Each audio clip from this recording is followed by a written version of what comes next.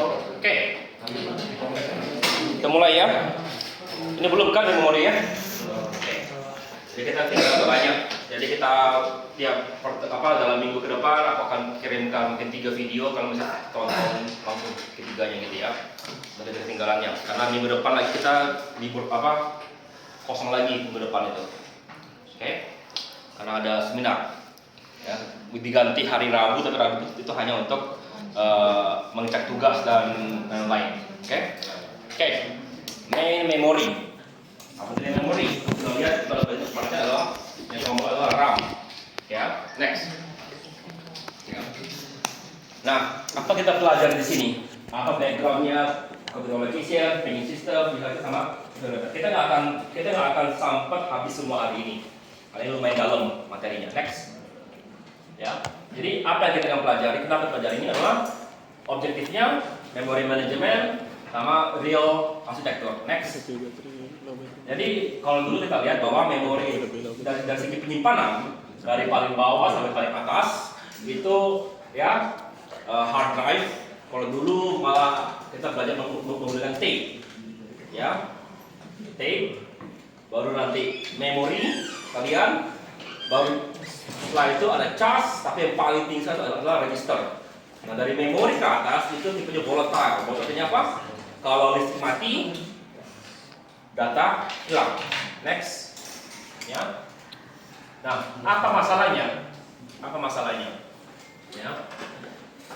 Memori itu dianggap sebagai array panjang oleh CPU. Jadi dia masih bisa digunakan, oke? Tapi dia tidak peduli letak data di mana, pokoknya ada tempatnya gitu. Oke? Lalu performansi. Memori itu sekitar 200 kali lebih lambat daripada CPU. Oke? Jadi ngakses memori itu lambat. Kita nggak mau terlalu sering. Atau kalau sering pengen secepat mungkin. Next. Ya. Jadi kenapa penting memory protection? Jadi contoh adalah kita membuka program, ya, browser musik dalam prosesor. Tanpa proteksi, ya, bisa aja kamu pencet next di musik player, tapi ujung-ujungnya juga dia mengubah file dokumen kalian, contoh gitu. Ya, kita nggak pengen seperti gitu. Ya, kalian mungkin pernah ini nggak pernah main dengan cheat engine nggak? Ini pada itu inilah yang dia lakukan. Dia masuk ke memori yang dimiliki oleh program lain. Pada saat itu ditolak, tapi dia punya cara untuk itu. Ya, tapi pada dasarnya nggak bisa. Next. Ya, nah untuk itu biasanya setiap program itu dikasih alamat, batas, base, sama limit. Base adalah tempat memori letak awalnya, limit adalah jumlah memori yang diberikan. Jadi kalau kita lihat sini, ini proses adalah base adalah ini, base ini, batasnya adalah base plus limit. Jadi contoh ada program ini mau pakai sini nggak bisa dicek itu, ya, atau ini mau pakai sini nggak bisa dicek. Next. Ya, nah, jadi CPU adresnya. Jika lebih dari besar dari base dan lebih kecil daripada base limit, baru dia boleh akses memori. Kalau dia nggak peduli gitu, simpan if dan else, ditolak. Ada track gitu, ditolak ininya aksesnya. Next, ya. Nah, selain itu ada namanya address binding. Apa itu address binding? Address binding adalah proses di mana alamat itu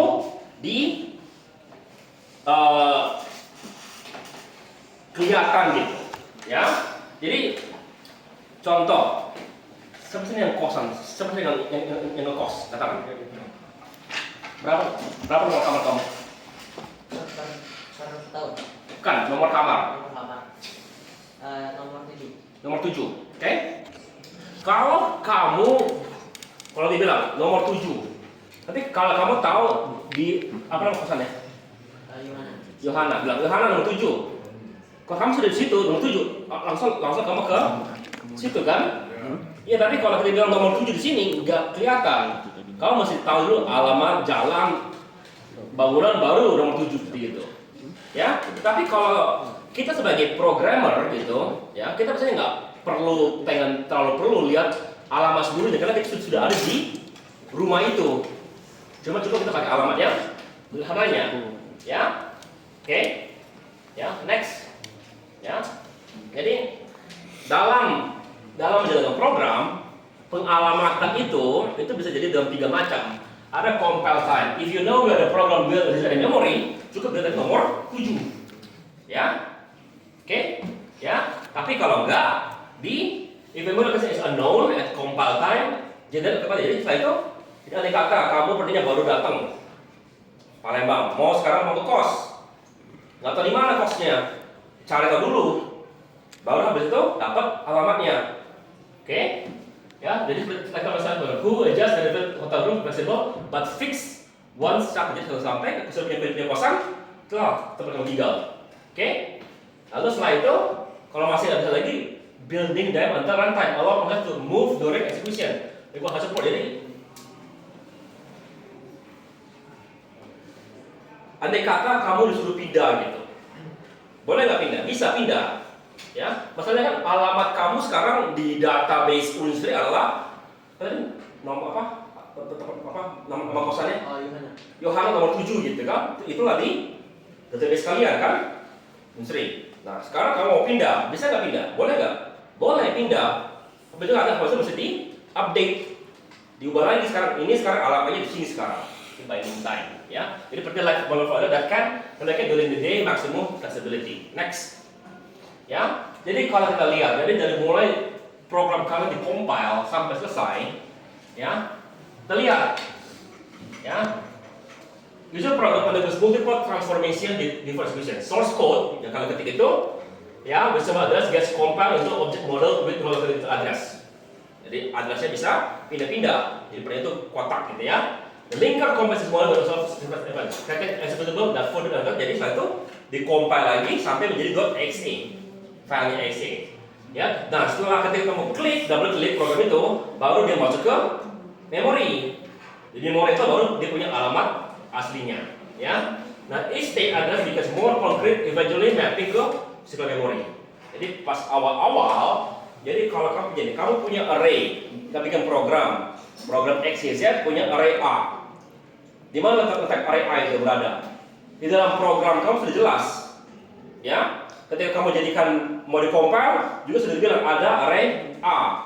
Pertanyaannya di mana di dalam memori itu? Kita tahu, mungkin di program itu di sini dia. Mana speaker kan?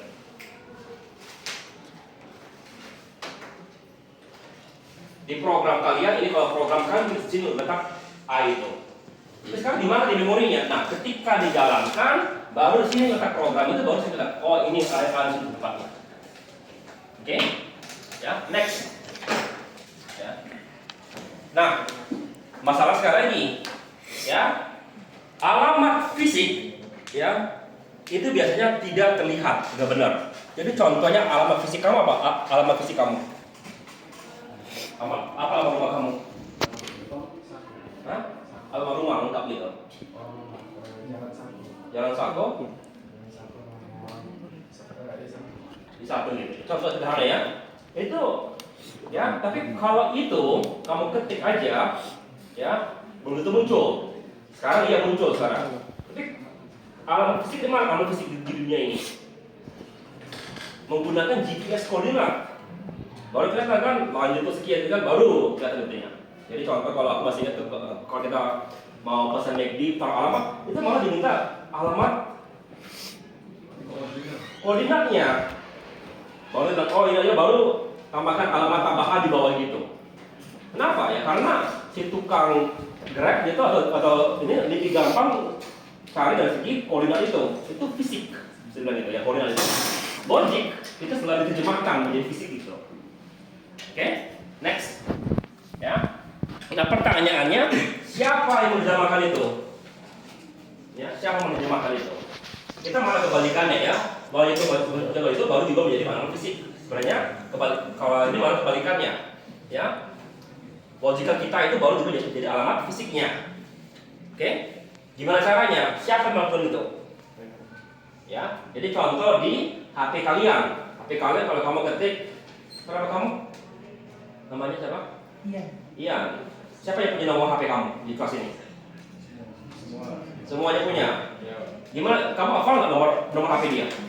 Enggak. Tapi di nomor di HP kamu kalau kamu ketik iya telepon masuk ke dia kan? Ya.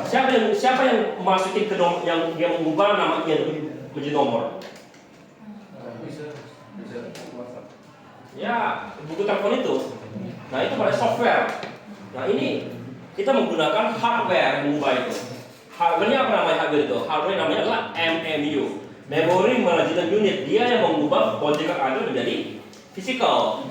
Kamu nggak perlu hafal di mana fisiknya. Coba kamu tahu logiknya. Jadi iya gitu. Udah, langsung dapat nomor ininya. Ya. Kenapa kita pakai hardware? Kenapa nggak pakai software? Karena software lebih lama daripada hardware. Kita banyak yang cepat. Ya, jadi MMU itu adalah kalau kemarin kamu Orcom dengan aku yang lama, ya, isi daripada CPU adalah CU, ALU, register sama bus. Sekarang kamu lihat ada charge lagi, ada MMU, ada TLB dan banyak lagi. Nah, kita tidak akan mendalamin bentuk atau arsitektur CPU baru, ya. Tuh kalian banyak pelajari sendiri, itu, ya. Apa bedanya Intel itu kerjaan kalian? Itu ketika aku masih kuliah itu aku sekarang bicara dengan temanku ngobrol lagi. Kamu tahu nggak Intel itu bagus gini? Wah, kami ngobrol. Ini lebih bagus, ini lebih jelek. Kenapa lebih bagus? Ini lebih bagus gitu.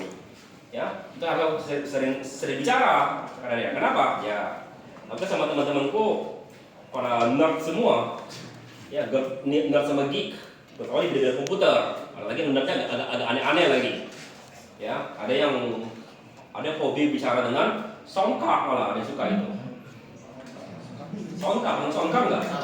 Ya, aku tadi baru beli sound card, coba gagal pakai, mesti balikin.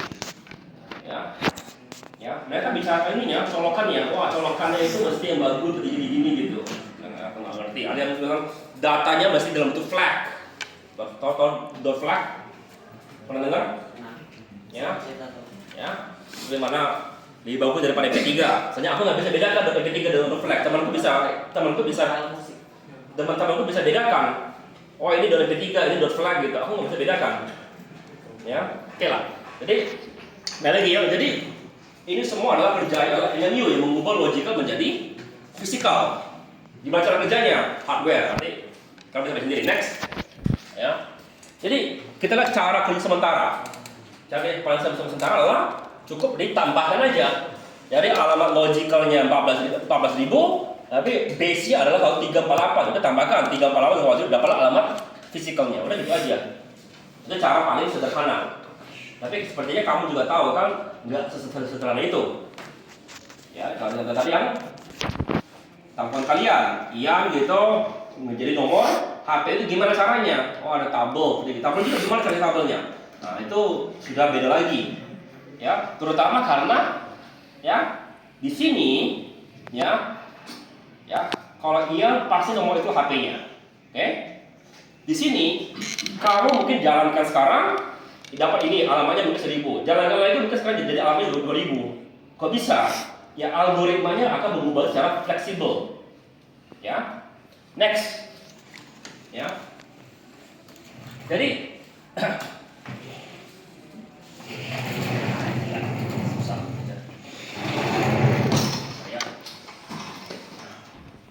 ya. Nah, siapa sih yang pernah main game di atas 50 giga? 5 apa? Record, ya. Berapa besar memori kamu? Memori RAM 32 GB. Sementara game kamu adalah lebih daripada 50 GB. Kemarin sempat kita bilang kalau di Orcon dibilang kalau program mau jalan dia mesti ada di dalam memori. Nah sekarang kok bisa program yang 50 GB jalan tapi memorinya kurang dari gitu. Gimana caranya? Nah itu digambarkan namanya dynamic loading. Jadi yang dimasukin ke dalam memori itu hanya yang diperlukan saja. Oke? Yang nggak diperlukan nggak dimasukin dulu. Makanya kalau ada namanya loading segala macam itu hubungannya. Kalau yang paling parah itu adalah ketika kalian bermain dengan PS1. Aku nggak tahu zaman kalian masih apa nggak main PS1? PS2. Loading sih, cuma masalahnya loading itu CD udah nggak dipakai. Tadi lah, tadi karena beli sound card baru dikasih driver yang udah CD, bilang siapa lagi CD sekarang CD driver. Terpaksa aku bongkar hardware lamaku, ada CD drive gitu, baru colokin gitu, baru jalan dia. Masalahnya sudah berapa puluh tahun itu, sudah lebih dari berapa tahun udah terpakai. Aku mesti bongkar dulu CD drive. Kalau di film-film itu bongkar gitu, angkat, tiup dulu, tubuhnya keluar semua gitu, saking kuatnya gitu kan. Ya. Tapi kalau dulu tuh begitu, karena dulu tuh memori itu sangat mahal. Jadi mereka mementingkan, ya, kalian bisa main game, tapi paling tidak, ya loading lagi gitu istilahnya. Ada bilang kopi itu nggak sampai 3 MB per detik. Ya, karena hanya di bawah 1 MB, lambat sekali rasanya itu. Ya, dulu rasanya itu cepat sekali dulu. Kenapa? Karena dulu aku punya disket. Ya, disket itu hanya ada 1,4 MB. Kopinya juga tuh lebih lambat lagi, tapi tadi rasanya lambat sekali. Ya, kenapa? Karena pakai USB atau internet, WA tadi kirim file ke kalian berapa lama tadi? Nggak sampai semenit terkirim, katanya itu. Ya, tapi loading itulah salah satu tugas kita, karena data itu masih diambil dari hardware kita masuk ke memori, dan itu diambil sebagian per bagian yang dibutuhkan baru dimasukkan ke dalam memori. Next, ya. Nah, selain itu, ya, ada juga namanya dynamic linking. Apa itu dynamic linking? Jadi begini. Pernah nggak kalian main buka program lalu muncul error? File DLL belum ada. Kenapa itu kira-kira? Apa itu file DLL? Ya. Pada dasarnya, ya, itu adalah dynamic link library. Itu begini, ya. Kalau sudah semua bermain dengan ini kan, bermain nge-program kan, ya. Sudah pernah belum bikin program di mana prosedur di file lain? Pernah kan? Nah, jadi sekarang pertanyaannya, andai kata kamu bikin 2 program gitu ya, tapi sama-sama menggunakan file yang ini sebagai prosedurnya gitu, bisa nggak? Bisa kan? Cukup hanya pakai import doang gitu kan?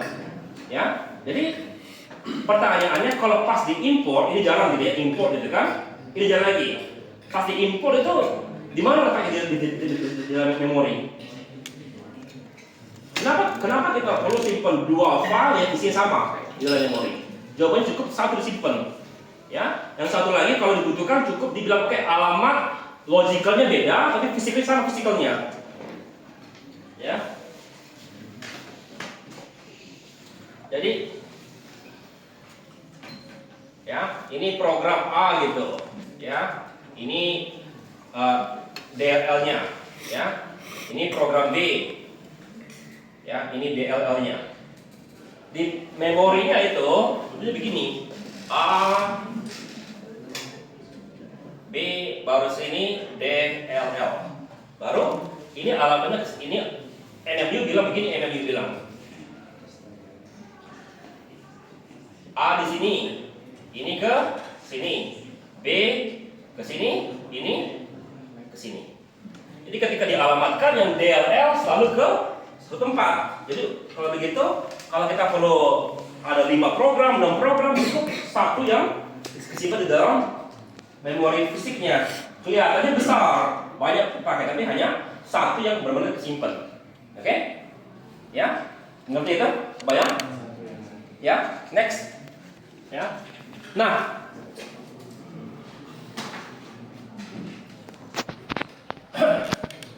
kita lihat dulu, kita mundur dulu sebelum dynamic coding. Ya. Sebelum dynamic coding ada, program itu mesti semua ada di dalam memori. Oke? Nah, dulu itu nggak begitu bermasalah. Kenapa? Dulu itu kita bermain dengan DOS. DOS itu mengatakan ada program yang boleh berjalan Jadi memori itu ya sudah, memori itu diambil alur tersebut. Oke? Jadi kalau ini adalah OS, program kamu adalah P1 gitu, walaupun masih sisa inilah yang pakainya P1. Tapi kalau kita sekarang ada kata ada P2 gitu, yang muat gitu, nggak bisa masuk. Kenapa? OS-nya nggak support. Kalau kita sekarang kita punya sisa memori yang sebenarnya bisa jalan ke P2 tapi nggak bisa dimasuki ke dalam memori. Oke? Maka setelah itu kita sekarang masuk ke OS yang baru gitu, yang sudah lebih canggih, dimana kita oke lah, kan memori kita makin besar, program kita juga kecil-kecil. Kenapa nggak kita masukinnya langsung situ ke dalam memori? Oke, masukin, ya.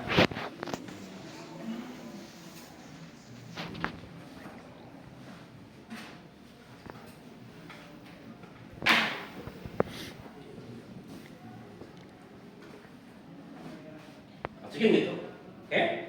Tapi dibilang sini masih dibilang seluruh P1 dan seluruh P2 mesti muat, nggak boleh setengah-setengah, belum ada di dalam coding gitu, ya. MMU dulu belum canggih. Nah itu dimaksud, dan sampai sekarang kita masih menggunakan teknik yang sama, di mana namanya continuous allocation. Artinya apa? Memori program itu mesti dimasukin secara continuous, oke? Ya. Nah, nanti kita lihat kok sekarang bisa yang tadi kalau file 50 GB, memori hanya 16, kok bisa jalan? Nanti kita lihat. Jadi kita masih belajar sejarah. Dulu mesti masuk semua. Itu namanya sebagai continuous allocation. Oke? Seperti itu? Ya. Next. Ya.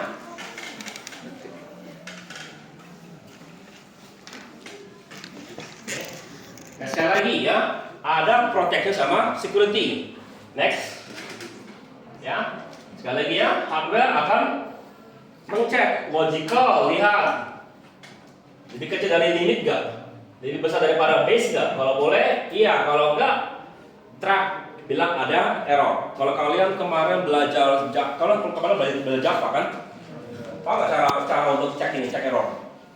Ada peta track di sebelah, random dengan main dot apa gitu, lalu track sebelah kamu ke track untuk track error gitu. Jadi kalau produk kamu crash gitu, kamu tahu nggak di mana crashnya? Nggak tahu. Kenapa? Kalau kamu nggak bikin track, kalau kita bikin track itu ditangkap nanti errornya bisa kebaca. Ya, jadi kalau tadi lah, aku tadi jalankan sound cardku crash komputerku. Kenapa crash? Iya, oh nggak compatible, sudah. Itu alasannya. Ada kode error, tangkap. Kenapa error gitu tangkap? Ya, next. Ya, oke. Jadi sekarang kita punya masalah sekarang, karena dia mesti continuous allocation. Jadi sekarang kalau kita punya memori, ya, jelas sekarang, ya, ada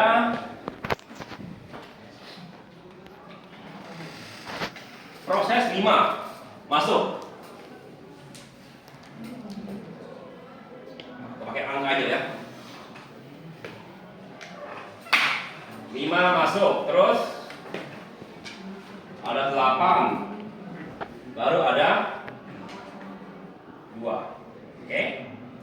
Ya. Oke. Sekarang 8 siap dikosongkan, masuklah 9. Oke. Ya. Oke. Nah, sekarang 5 siap.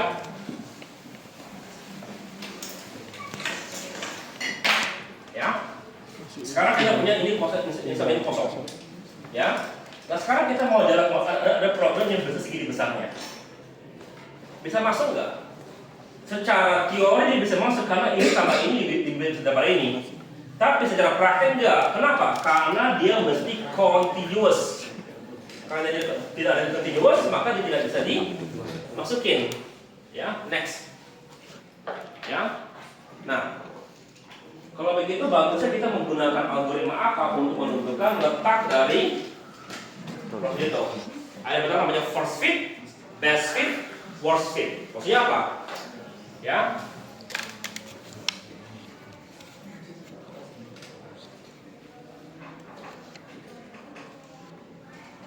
Oke. Kita anggap ini adalah bagian-bagian daripada memori. Ini sengaja aku kasih lihat pembagian ini. Kita anggap semua ini sama. Ada program yang butuh 2 gitu. Ya. Anggap 1 gitu ya. Ada program yang butuh 3. Oke. Ada program yang butuh 3 juga. Oke. Nah, sekarang ya,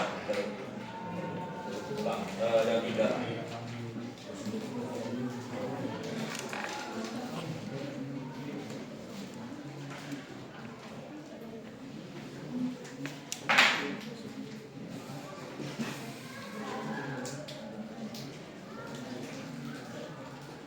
Ya, ini butuh terus pakai, baru ini pakai, baru ini pakai, ya, baru ini pakai. Oke. Nah, kalau ada program yang butuh 2, taruh langsung di sini kan? Oke. Kalau ada yang best fit juga taruh di sini.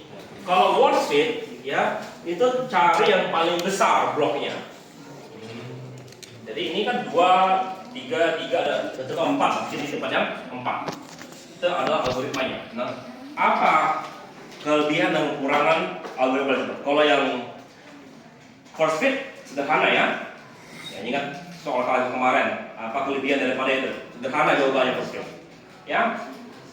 Best fit karena paling pas. Ya. Kalau kalian cari baju gitu, cari baju yang paling pas. Ya. Oke. Kalau worst fit cari bajunya paling lebar gitu malah, kebalikannya kalau seperti gitu. Kenapa? Karena harganya sama, tapi bahannya kan lebih banyak.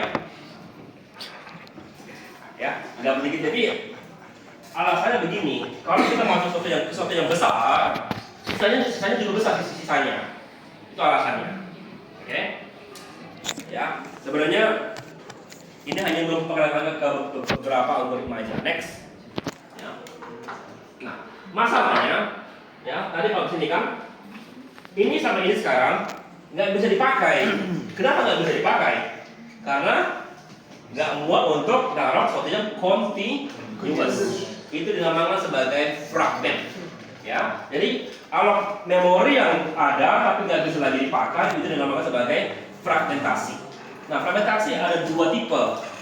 Tipe pertama adalah yang seperti ini, sudah nggak bisa lagi dialokasi di dalam memori. Ya, itu dinamakan sebagai external fragment. Oke.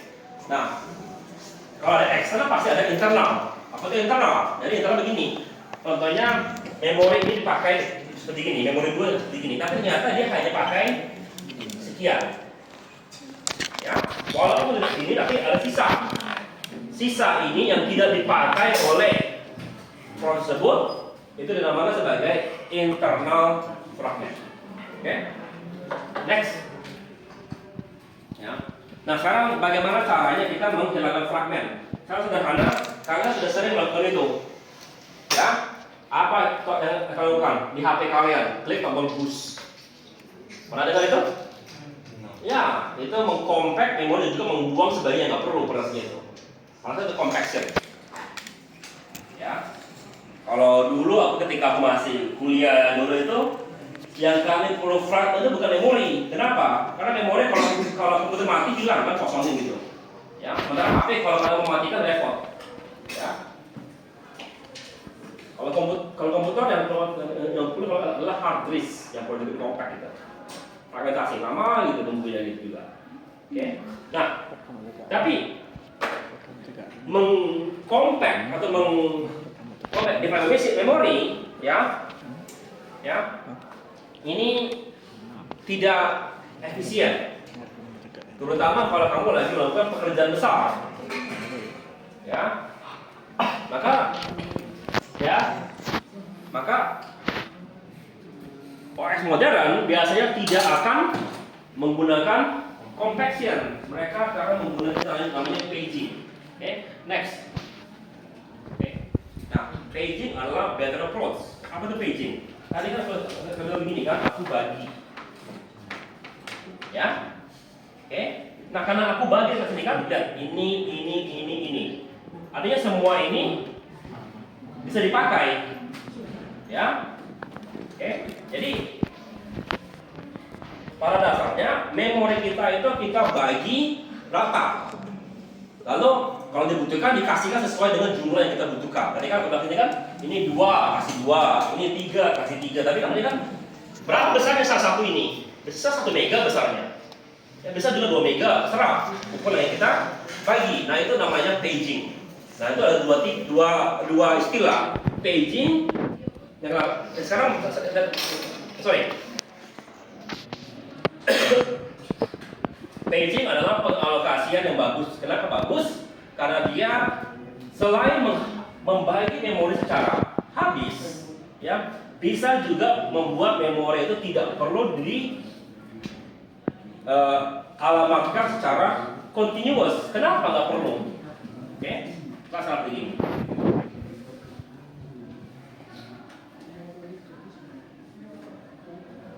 Ya.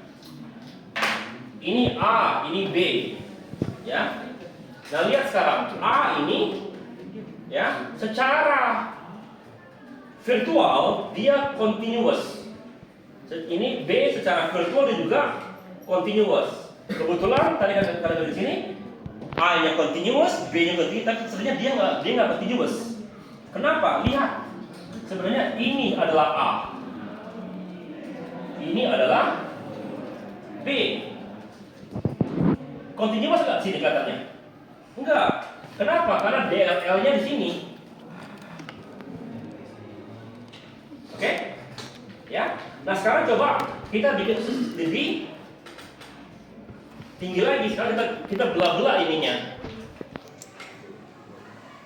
sehingga kita bisa letakkan itu di mana aja, asal dia sesuai dengan ukuran pembagian ini. Kita bagi ini contohnya setiap ini 2 MB. Ini juga 2 MB. Jadi tinggal kita arahkan aja kerjaan daripada MMU untuk menentukan ini letak di mana. Oke, ngerti itu? Bayang? Nah sekarang pembagian ini, ya, secara virtual di bagian virtual itu dinamakan sebagai paging. Ya, secara fisikal ini dinamakan sebagai frame. Karena rasanya orang nggak pernah berbilang frame, selalu bilang paging. Ini page, ini page. Kenapa? Ya sudah terbiasa aja dari bicaranya. Ya, tapi kalau secara istilah benernya ini frame, ini page. Tapi orang biasanya sekali lagi ini page, udah gitu aja. Kenapa? Hanya bilang itu logical, itu fisikalnya. Oke? Ya? Oke? Kembali itu. Next. Ya. Jadi sekali lagi gimana? Physical memory dibagi rata. Dalam dibagi gimana bagi ratanya? Dibagi dengan kelipatan pangkat 2. Kenapa? Memori adalah kelipatan pangkat 2. Ya, 30 GB ya, bagilah 1 MB. Itu pasti habis kepakai. Sama juga logical juga dibikin. Tapi juga sama juga dibikin ukuran sesuai dengan ukuran frame yang ada di physical memory atau page ya. Kalau 2 MB di sini itu juga 2 MB. Nah, sekarang kita perlu pengalamatannya dari logical menjadi physical. Tadi kalau tadi yang awal-awal tadi cukup bilang, oke, halaman 14.000 tambahkan 346 dapatlah alamat fisikalnya. Oke. Nah, sekarang nggak bisa seperti gitu. Kenapa? Karena kalau aku bilang tadi si Ian tadi nomor HP sekian. Itu gimana cara lihatnya? Ada daftar kontak, maka untuk itu kita perlu bikin page table. Itu paling adalah butuh telepon daripada page untuk menentukan logicalnya di mana, fisikalnya. Jadi dia masih lihat page table, baru bisa pindah. Oke, jadi lagi nih kan, ini DLL, lihat, oh page table di mana page table-nya? Oh di sini, udah dapat dia alamatnya. Oke, kebayang itu? Ya, oke, itu teori dasarnya. Nanti kita sekarang masuk ke yang lebih kompleksnya. Next. Ya. Nah, gimana caranya? Apa isinya page table disebut? Ada banyak page number, lalu offset. Oke. Next. Ya. Jadi terlihat sini. CPU lihat logical address, lihat frame, lihat D, lalu masukin ke frame-nya. Oke. Maksudnya apa? Begitu. Ya. Apa itu offset? Kemarin di Oracle sudah jelas apa adalah nilai tak. Kalau bilang array A, ini kita bilang, oke, ini kita mau ambil array A alamat kelima. Di mana letak array A? Array A ada di sini. Alamat kelima di sini gitu diambilnya. Itu namanya offset. Oke? Kebayang itu? Ya? Ya. Jadi alamat A, array A itu alamat awalnya, offset adalah tambahannya gitu. Oke? Nah, teori secara begitu. Next. Ya. Jadi ini contohnya. Kita lihat sekarang. Ya. Page 0 alamat ini 1 ke 4, 2 ke 3 dilihat 0 ke 1, page 0. Page 1 ke 4, page 3 ke 2, page 3 ke 7. Sekarang program kalian ini kelihatannya continuous, di fisikalnya enggak. Oke? Jadi kita sekarang sudah bisa mengatasi masalah daripada ini, bahwa memori kita ya tidak ada bisa masuk selagi ada frame yang kosong, dan frame nya cukup kosong gitu, bisa masuk gitu dia. Artinya apa artinya? Jadi kan dibilang fragmentasi itu ada dua tipe, eksternal sama internal. Karena memori kita bagi rata, artinya tuh sudah teralokasikan semua. Artinya apa? Artinya memori kita itu habis dipakai. Kalau habis dipakai, ada nggak sisanya? Enggak. Artinya external fragmentnya 0. Itu adalah kelebihan utama menggunakan paging. External fragmentnya 0. Oke? Kebayang itu? Ya. Oke. Tapi masih ada fragmen nggak masih? Masih apa masih ada fragmennya? Apa sisanya? Apa? Internal fragment masih ada. Kenapa? Next. Ya. Oke, sekali lagi contoh gitu ya, lihat ini. Ya. Jadi lihat nih, ini 0 ke 5. Dikatakan dia pangkat 10 kan? Dia pangkat 4. Kenapa pangkat 4? Karena alamat memori selalu pangkat 4. Jadi 5, 20 gitu. Oke? Jadi base-nya 20 base-nya. Jadi kalau kita pengen ngambil yang K gitu ya, itu opsinya 3. Oke? Kebayang itu maksudnya ya? Sekali lagi. Ya. Contoh sederhana gitu. Oke, next. Nah, yang masih ada adalah internal fragment. Apa itu internal fragment? Internal fragment adalah sisa memori yang sudah dialokasikan ke satu proses. Nah, ingat, sekarang kan kita sekarang mengalokasikan itu adalah sesuai dengan jumlah frame-nya. Kalau kita punya program 5 MB, satu frame sama dengan 2 MB. Berapa banyak frame yang dibutuhkan? Berapa? Program 5, satu frame sama dengan 2 MB. Berapa banyak frame yang dibutuhkan?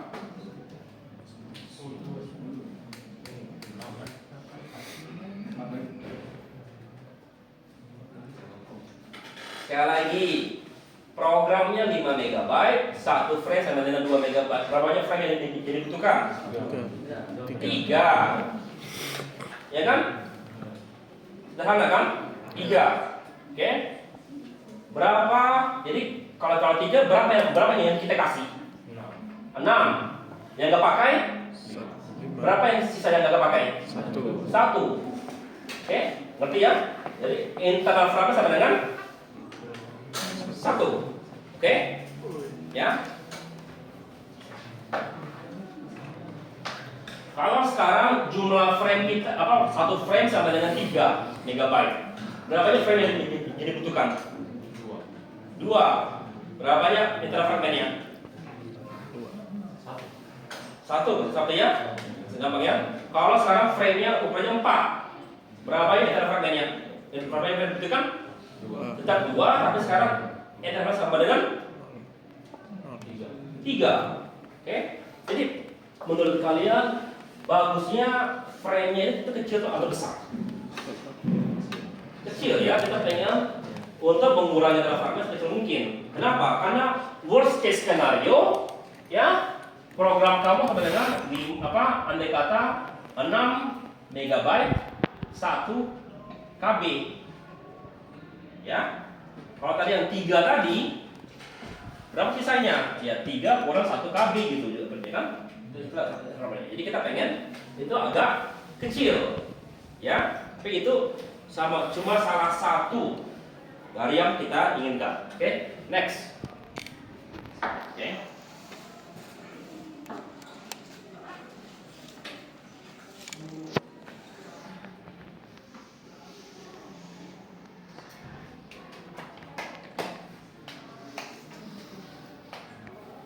Nah,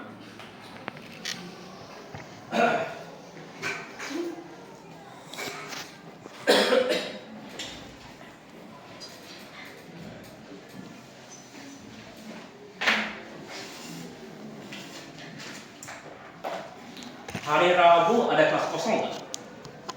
Jam 11, satu itu.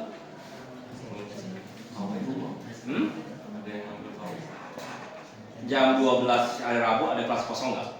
Kira-kira. Jawabannya kamu nggak tahu.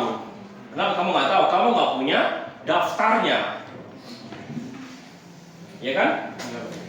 Tapi kalau kamu punya daftarnya, cuma bilang oke Pak, ini kosong, kita tinggal pakai ruangan itu. Oke? Sama juga, ya. Ya.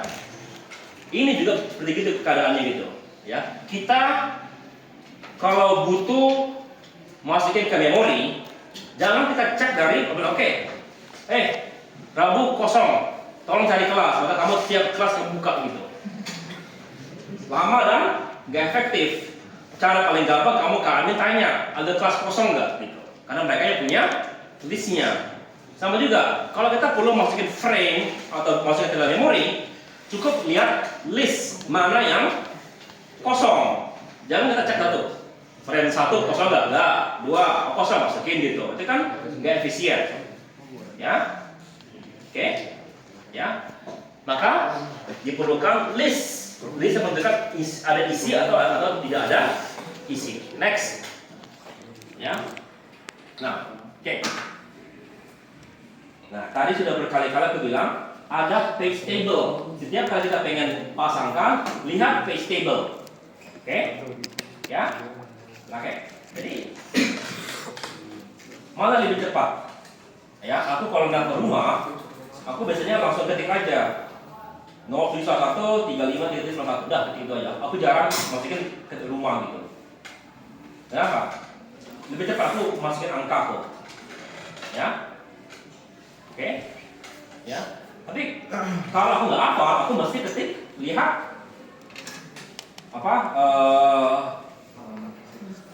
kontak listku. Oke, saya tuh di mana letak kontak list? Kalau yang aku masukin nomor HP langsung itu di sini otakku. Katanya, terus masukin gitu ya. Kalau ini atau belum buka dulu kan ketik gitu. Itu atau agak lama. Pertanyaannya sekarang, page table itu ada di mana?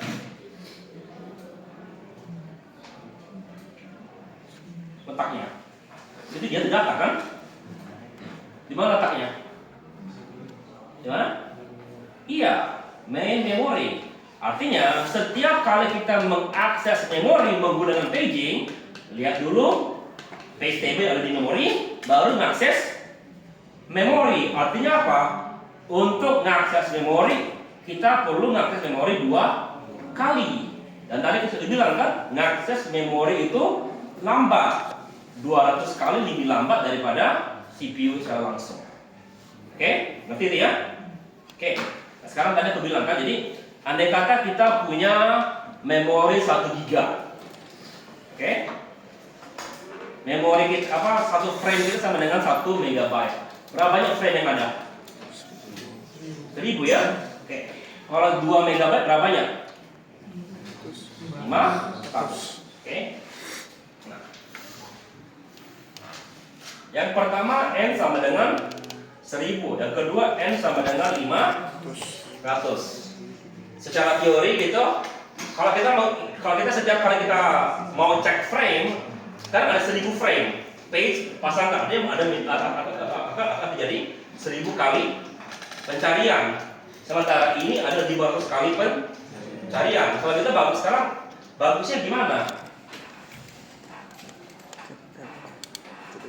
Frame-nya besar atau kecil? Kecil, N-nya besar. Artinya kamu sering space table kan? Makanya ini jadi baik. Tapi kalau frame kamu kecil, internal fragment kamu bakal kecil. Tapi ini besar kan? Sementara kalau ininya besar, internal fragment kamu besar. Jadi kalau begitu ukuran frame-nya bagusnya apa? Berapa ukuran bagusnya? Kecil atau besar? Kalau kecil akan lambat akses memori. Kalau besar, internal fragment itu lebih cepat, tapi internal fragment bakal besar. Banyak memorinya kebuang, nggak bisa dipakai. Nah itu perlu keseimbangan, kita perlu pikirkan gitu. Bagusnya berapa pasnya gitu, sehingga tidak terlalu besar, tidak terlalu kecil. Oke, next. Ya. Nah, untuk mengatasi dua kali itu proses TPS table, kita perlu kasih perlu hardware khusus. Tadi kan ada MMU kan? Nah sekarang kita taruh hardware lain, namanya TLB. Apa itu TLB? TLB adalah namanya Trans Lookup Buffer. Apa gunanya lookup buffer? Gunanya adalah hanya menyimpan sebagian page table. Oke? Maju. Ya. Next. Lagi. Oke. Lihat gambar ini. Ya. Oke.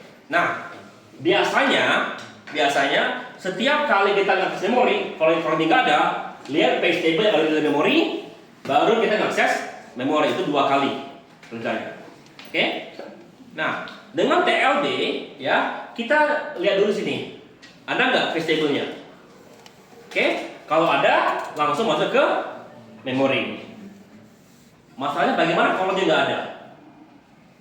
Kalau dia nggak ada di sini, tetap perlu cek page table, baru bisa mengakses memori. Dan kita sama lakukan perhitungan sederhana sekali.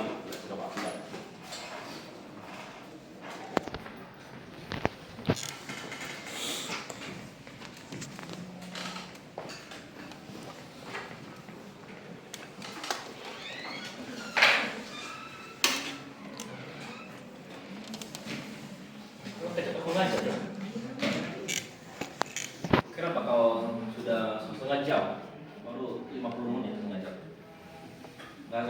Tadi mulai jam 2 tadi mulai kan? Ya. Oke, waktu akses memori kita adalah 100 milisecond. Waktu akses TLB sama dengan 20 milisecond. Oke, jadi kita coba hitung. Jadi tanpa TLB, ya, tanpa TLB akses sama dengan 100 milisecond, baru akses page sama dengan, jadi berapa waktu aksesnya kalau tanpa TLB? 100 tambah 20. Enggak, ulangi sekali lagi ya. Kalau nggak ada TLB, dia ngakses page table. Itu ada di memori kan? Berapa waktu akses memori? 100. Baru abis itu ngakses memorinya. Berapa waktu aksesnya? 200 kan? Nggak dapat. Oke? Nah, oke. Sekarang berapa waktu akses kalau dia ada TLB? Kita lihat ada 2 skenario kan? Skenario pertama adalah ketemu di sini kan? Berapa waktunya? 20. Baru ngakses sama dengan 100. Berapa waktunya? 120. Lebih cepat. Berapa? 80 kan? Nah, tapi sekarang bagaimana kalau dia nggak ketemu? Berapa waktu ke sini? 20. Baru ke sini 100 tambah sini 100. Jadi berapa waktu aksesnya? 220. Ya. Jadi kalau tanpa TLB itu sama dengan 200 milisecond. Oke? Kalau dengan TLB kita punya 2 skenario, 120 milisecond dan 220 milisecond. second. Ini lebih kecil, ini lebih besar. Oke? Ya? Oke, gitu ya. Nah, sekarang pertanyaannya, bagus nggak TLB? Jawabannya tergantung berapa kali dia ketemu di sini. Ya, kalau dia 90% nggak ketemu, maka ini akan mendekat, akan mendidih ini. Ya, makanya kita bisa menggunakan alfa. Berapa alfa yang sederhana? Kalau kita anggap 50% berapa? Kalikan aja.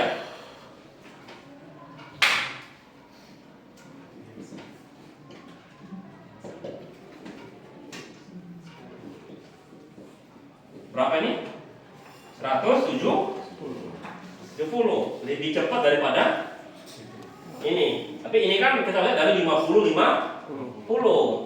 Ya. Secara statistika, ya, biasanya kita ingin itu TLB itu mendekati 90%. Jadi dia jauh lebih cepat lagi. Oke, next. Ya. Ya.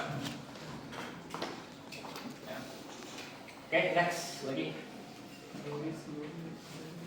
Jadi berapa kalau 90%? Kalau 90% ketemu, sama 90% tambah 10%. Ini 22, ini berapa ini? Berapa?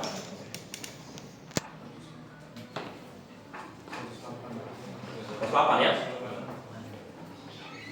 Dengan 130. Ya, sudah mendekati ini ya kan? Ya. Oke, tapi tadi bilang itu malah baunya itu mendekati 99% malah yang bagus lagi. Oke? Ya. Jadi sekarang kamu sudah ngerti ya? Ada hardware baru namanya TLB yang gunanya adalah menyimpan sebagian page table. Oke? Di sini apakah pertanyaan? Oke.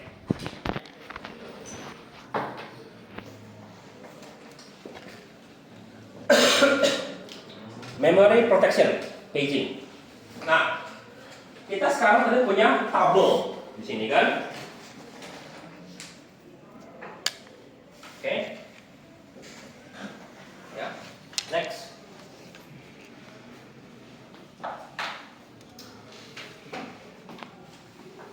Tabel 2 dimensi. Oke. Sekarang bagaimana kalau kita bikin itu tambahkan satu data lagi? Apa yang lagi itu namanya valid sama invalid. Jadi kalau kita tambahkan satu bagian lagi, berarti itu sekarang kita bisa bikin proteksi. Kalau kita bisa V, kita kalau oke, aku pengen ngakses alamat 6. Perlu nggak kita masuk ke alamat 6? Nggak perlu, karena cukup lihat alamat 6 ini invalid. Ya sudah, jangan masuk. Ya, sama juga 7 invalid, jangan masuk. Tapi kalau kita lihat, oke, alamat 3 valid, artinya ada data yang bisa kita ambil. Ya, jadi sama seperti yang kelas ini tadi. Ya, kenapa kita mesti buka satu-satu ya? Ada orang nggak? Ada kosong. Ya. Tapi kalau ini kan untuk baca. Kalau kita mau timpa ya, invalid kita bisa pakai selain itu. Ya. Jadi juga itu salah satu kelebihan daripada page table. Kita bisa tambahkan data sedikit yang berhubungan dengan menjaga memory protection. Next. Ya. Lalu sekali lagi masuk ke share page atau dynamic linking. Ya, nah ini bisa terjadi karena kita memiliki paging. Kenapa? Karena sekali lagi tadi kan, karena dia bentuknya tidak continuous, ya. DLL ini kita bisa taruh di page yang terserah kita. Tapi NMU bilang, oke, sekarang kamu taruh di frame ini. Jadi sekarang di page table-nya, ya, ini DLL gitu. ini selalu di alamat 8, DHL lagi. Ya, selalu alamat 8 bikinnya. Walaupun di sini ini 1, ini 2 alamat logiknya. Ketika diterjemahkan selalu di alamat 8. Jadi cukup sekali disimpan. Oke? Ya. Menjaga agar memori kita lebih efisien dipakai. Next. Ya. Udah seperti gini ya. Lihat. Lid 1, lid 1, lid 2, lid 2, lid 3, lid 3, ya. Oke, lihat. Semuanya ini memiliki ada lid 1 sampai lid 4. Oke? Proses 1, proses 2, proses 3. Oke? Gimana pengalamatannya? 1 ke 3. Ini juga 1 ke 3. Ini juga 1 ke 3. Jadi, walaupun ada 3 proses secara logik, ya, secara fisik cuma ada 4 alamat yang kepakai, bukan 12. Oke? Kembali ke ya, next. Ya. Oke, sekali lagi. Page size problem. Kita nggak ingin dia terlalu besar, nggak ingin terlalu kecil. Kenapa? Kalau terlalu besar, internal fragment kita besar. Kalau terlalu kecil, page data kita bengkak. Ya, next. Coba mundur. Ya. Ya. Jadi, mundur. Kan become enormous. Maksudnya 32 bagi address. Artinya, kalau kita menggunakan 4 KB, maka kita perlu menyimpan 1 juta entries. N sama dengan 1 juta. Oke? Ya. Ya.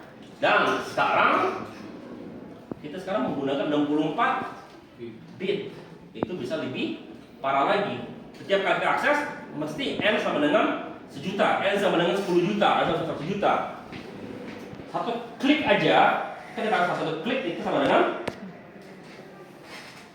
kalau kita anggap idealnya, kita akan aku selalu menggunakan yang angka biasa 1 gigahertz lah kita ya. Maka untuk berapa lama waktu untuk mengakses text table kalau ada 1 juta? 1 detik, ya, itu lama 1 detik, itu terasa 1 detik untuk kita. Apalagi buat komputer. Jadi gimana caranya supaya lebih efisien lagi? Next. Kita bisa menggunakan ini yang aku hanya akan mengajak yang bagian ini. Radikal. Oke. Karena kalian sudah masuk ke ini, ke struktur data. Sudah belajar hash table belum? Belum. Artinya aku nggak akan jelaskan tuh. Kalian tolong pelajari sendiri, itu penting hash table itu. Oke.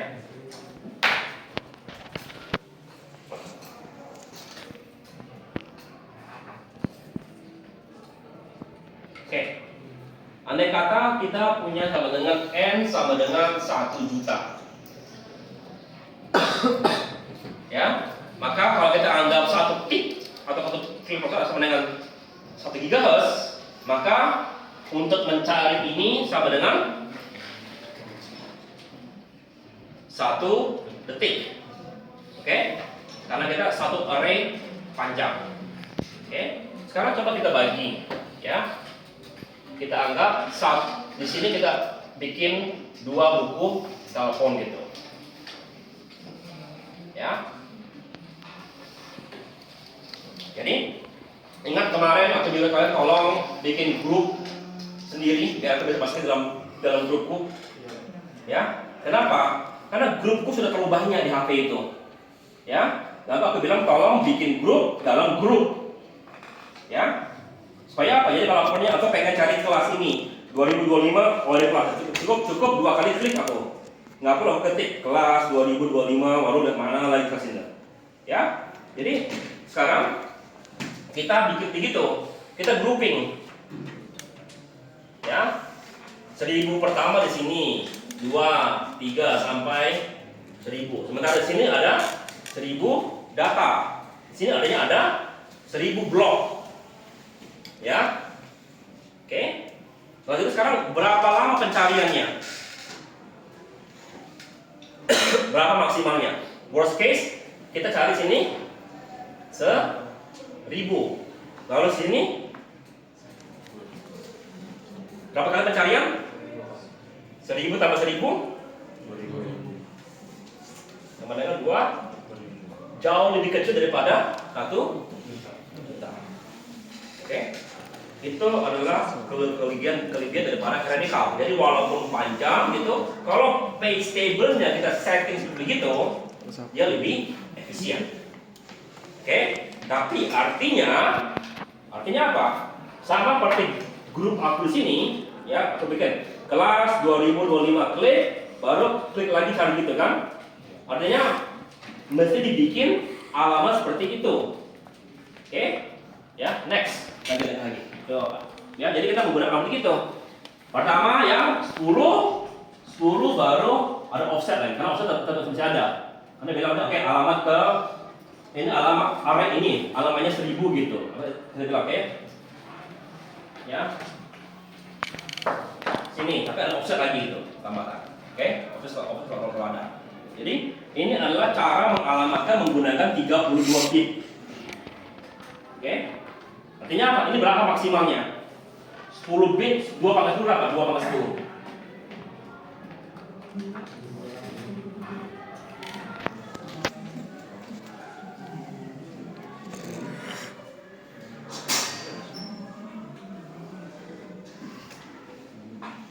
Sebenarnya jumlah alamat yang disimpan itu sama dengan 2 pangkat 20. Ya, tapi waktu pencarian sama dengan 2 pangkat 10 tambah 2 pangkat 10. Jauh lebih cepat daripada 2 pangkat 20. Oke. Kenapa? Lagi ya, 1000 tambah 1000. Ini 2 pangkat 10 tambah 2 pangkat 10. Lebih cepat daripada 2 pangkat 20. Oke. Ya, next. Ya, misalnya paste auto table, ini baru masuk ke ini. Oke. Next. Ya. Nah, gimana kalau 64 bit sekarang ini? Next. Ya, 64 bit tergantung. Kita bisa menggunakan 2 level, 42 baru 10, baru 12, atau kita malah menggunakan 3 level. 32, 10, 10, 12. Mana lebih bagus? Kalau mungkin bilang yang 3 lebih bagus, cuma 3 lebih kompleks nyimpennya. Ya. Aku aja dengan 2 level aja agak pusing nyari kelompok, nyari kelas kalian. Bagaimana kalau grup dalam grup gitu. Nah, itu lebih agak repot lagi. Walaupun secara teori sederhana, caranya bikin dia kompleks, bukannya susah, kompleks. Sama dengan algoritma FIFO, apa bentukannya? Gampang. Bukan dia paling cepat, bukan dia paling efisien, tapi gampang. Oke? Jadi ini apa kelebihannya? Dia cepat tapi dia kompleks. Kamu perlu bikin algoritma khusus untuk itu. Ya, next. Ya. Nah, selain itu ada namanya hash table untuk menyimpan page table. Next. Ya, ada lagi namanya inverter. Kamu juga juga berhubung dengan hash. Ya, jadi next. Ya. Jadi yang aku mau tekankan dari situ adalah cara kita menyimpan data page table kita itu ada berbagai macam. Oke? Ya, kenapa? Karena kalau kita bikin N aja itu sangat-sangat panjang dan sangat-sangat lambat. Karena kita menggunakan multi level, sederhana. Lalu juga bisa menggunakan hash atau inverted supaya dia lebih cepat pencariannya. Oke? Pasti ada pertanyaan?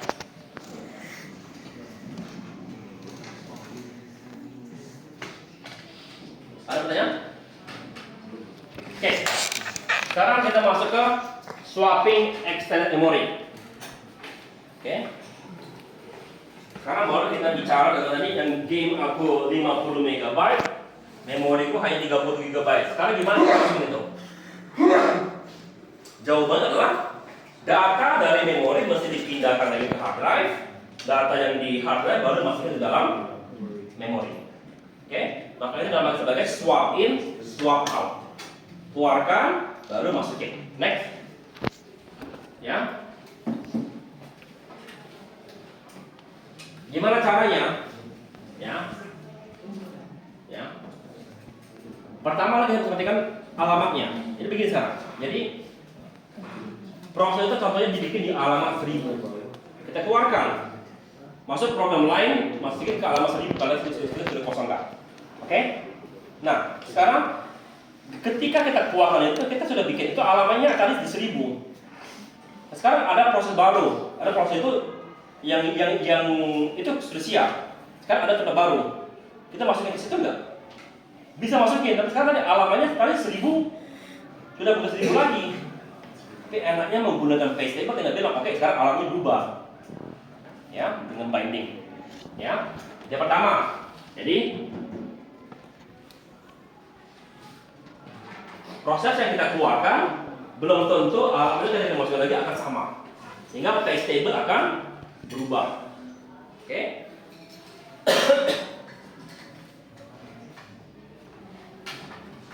Ya. Yang kedua, perhatikan. Kemarin kita belajar deadlock. Ada proses A lagi nunggu resource 1, R1, tapi dia lagi pakai R2. Oke, sekarang butuh memori. Proses 1 boleh nggak dikeluarkan? Kalau kamu keluarkan itu lepas yang tadi dia sudah pegang itu. Ya, jadi juga perhatikan, nggak boleh kita pindahkan suatu proses yang lagi waiting I/O. Ya, karena bisa menyebabkan proses yang tadi lagi kerja itu mati. Apa contoh sederhananya? Pernah nggak kalian lagi main game gitu ya, tiba-tiba ditelepon orang gitu? Pernah? Apa yang terjadi? Teralihkan kan? Maksudnya mau main game lagi bisa nggak? Tergantung dia ini sebesar apa. Kalau gamenya kecil mungkin bisa, kalau gamenya besar enggak, berhenti game itu bisa balik. Kenapa? Ya karena resource-nya tadi dipakai, dia lagi waiting, diberhentikan. Nah itu adalah salah satu cara oleh Android atau iPhone untuk dia bilang oke lah, aku akan matikan daripada karena dia lebih mementingkan proses yang di jalan. Oke. Dan resource-nya nggak tersedia untuk simpan sementara ke dalam hard drive. Pastikan di buku itu aku kasih HP 16 GB habis space-nya, ngomel. Kasih 16 GB habis. Kasih 64 habis. 128 habis terus juga. Udah bilang, enggak kasih 256, langsung 512. Aku bilang, kalau sampai habis baru aku pikirkan lagi. Sampai sekarang belum bisa habis, hanya cukup lah sementara waktu. Kenapa kok bisa habis? WA-nya nggak dihapus-hapus. Aku juga begitu ya, aku nggak hapus karena 15 GB sekarang HP-nya nggak peduli. Dulu peduli, karena mau dihapus foto ini banyak sekali, ya. Tapi Android dulu begitu, emang begitu sebenarnya. Kenapa? Dibiarkan sampai nggak muat lagi, ya kan? Jadi kalau kita mau swap out, mau taruh di mana? Mau download fotonya, mau install program bapaknya nggak bisa. Ya, apalagi mau itu swap out. Oke. Lalu yang kedua, ya, model approach. Ya. Swapping adalah bisa sana. Modern version swap only for free memory not below threshold. Dan disable swapping memory. Jadi karena komputer kita rata-rata agak besar memori skala yang besar, biasanya mereka tidak akan lakukan swap. Kenapa? Karena besar. Ya, masukin aja. Kalau kurang gimana? Nah baru dikeluarkan. Tapi itu juga diperhatikan. Ya, dikeluarkan. Oke, next. Ya, jadi swapping dia. Masuk, keluarkan, baru masuk. Oke, sederhana ya. Next. Ya. Nah, sekarang kita lihat sekarang. Andai kata waktu swap-in itu kita punya program besar tenaga 100 MB. Ya, sementara kecepatan kita adalah 50 MB. Berapa detik untuk keluarkan? 100 bagi 50 sama dengan 2 detik. Ya. Itu waktu keluar, waktu masuk 100 bagi 50 2 detik. Jadi berapa waktu swap out? Keluar 2 detik, masuk 2 detik. Berapa waktu keluar masuk? 4 ya, sederhana. Tambahkan aja gitu ya. Oke? Ya. Next. Ya. Ya. Nah. Kita lihat contohnya.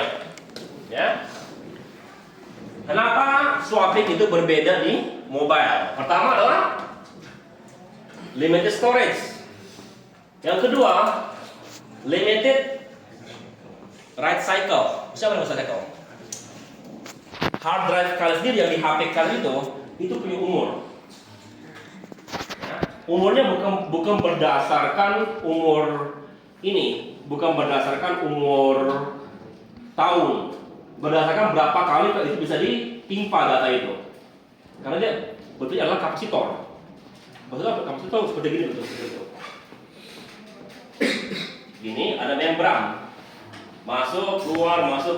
Lama-lama robek atau sering. Ya, jadi kita nggak ingin itu terjadi. Apalagi kalau swap itu sering sekali terjadi. Oke? Kalau juga tidak bagusnya atau tidak bagus waktu untuk dari memori hard drive ke CPU juga dia lebih jelek. Jadi gimana iOS? Kalau iOS bilang minta aplikasi yang lain untuk ngasih memorinya, ya. Lalu data can be described fast as failing component may be terminated. Oke, sementara Android bilang, saya bilang kan kalau kamu lagi main game telepon langsung matikan, ya. Tapi akan dituliskan sedikit bahwa ini dimatikan, ya. Oke, next, ya. Nah, bagaimana kalau komputer modern yang support 5G? Jadi ini berbeda. Jangan samakan antara Android atau mobile dengan komputer laptop kalian atau komputer desktop. Komputer itu support paging. Pertama support paging virtual swap, di mana dia bisa masukin lalu keluarkan. Ya, next. Ya, oke. Sekarang kita lihat format daripada beberapa CPU atau komputer modern. Pertama kita lihat Intel i8 arsitektur. Ya. Nah, ada namanya segmentasi. Oke. Ya. Apa segmentasi? Segmentasi itu pada dasarnya proses kalian itu dipecah lagi menjadi per bagian-bagiannya. Kemarin kalau kita lihat proses itu memiliki isi sama dengan teks, heap, ya. Aku lupa nih, ada lagi ya, apa itu ya. Nah, sekarang di virtual memorinya ini juga sudah bisa dipecah sehingga bisa lebih efisien lagi penggunaannya. Jadi dia mensupport segmentasi, oke? Dan habis itu juga mensupport paging. Jadi dia lebih efisien lagi, ya. Next, ya. Jadi CPU, segmentasi, paging, baru physical memory. Oke, tugas kalian, ya.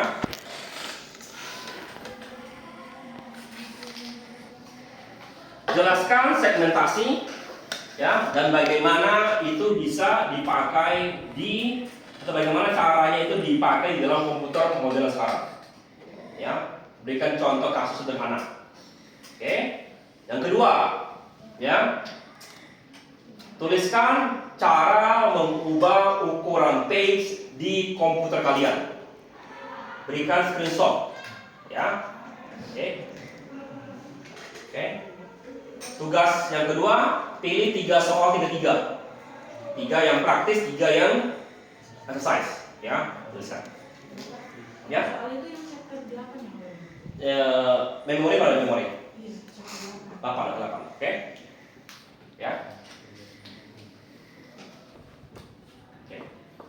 Sekali lagi ya, pertama, jelaskan segmentasi, lalu berikan contoh sederhana bagaimana itu bekerja di komputer kalian.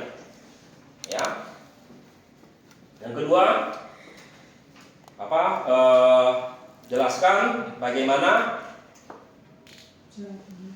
mengubah ukuran paging, ya. Oke, nggak usah pakai screenshot, tulis tangan aja, semuanya tulis tangan, ya, tulis tangan pokoknya. Oke, ya, next, ya. Nah, X yang komputer modern sekarang 64 bit, ya. Wah 64 bit tapi pada akhirnya kita tidak selalu menggunakan page ukurannya adalah biasanya 4KB, 2 MB, 1 GB tergantung kamu settingnya, ya. Dan juga dia support backward compatibility. Next, ya. Nah sekarang bagaimana komputer HP kalian ARM, ya. ARM dalam modern komputer, this modern energy efficiency computer computer different design choice automatic for battery size ini. Page ukuran adalah 4KB sampai 16KB plus bisa juga sekarang yang modern 1 sampai 16 MB section. Uses one level paging, artinya cuma 1 level pagingnya, bukan 2 level, ya. 2 level for small pages. Juga punya TLB, ya. 2 level TLB, auto sama micro. ARM design as power efficiency while maintaining strong memory management capacity, especially for mobile device where battery life is critical. Yang penting adalah baterai lebih penting. Ya, next. Ya, jadi kita sudah mempelajari memory hierarchy, memory protection, paging advantage, TLB performance, multi level, sama repetition. Memory management for virtual memory. Nanti kita pelajari di chapter 10. Chapter 10 nanti kita akan coba masuk draft kali ini. Masih pada waktu kita masuk dulu. Ya. Nanti habis itu sisanya akan tonton di videonya. Buka silakan lihat yang di gamma itu, Pak.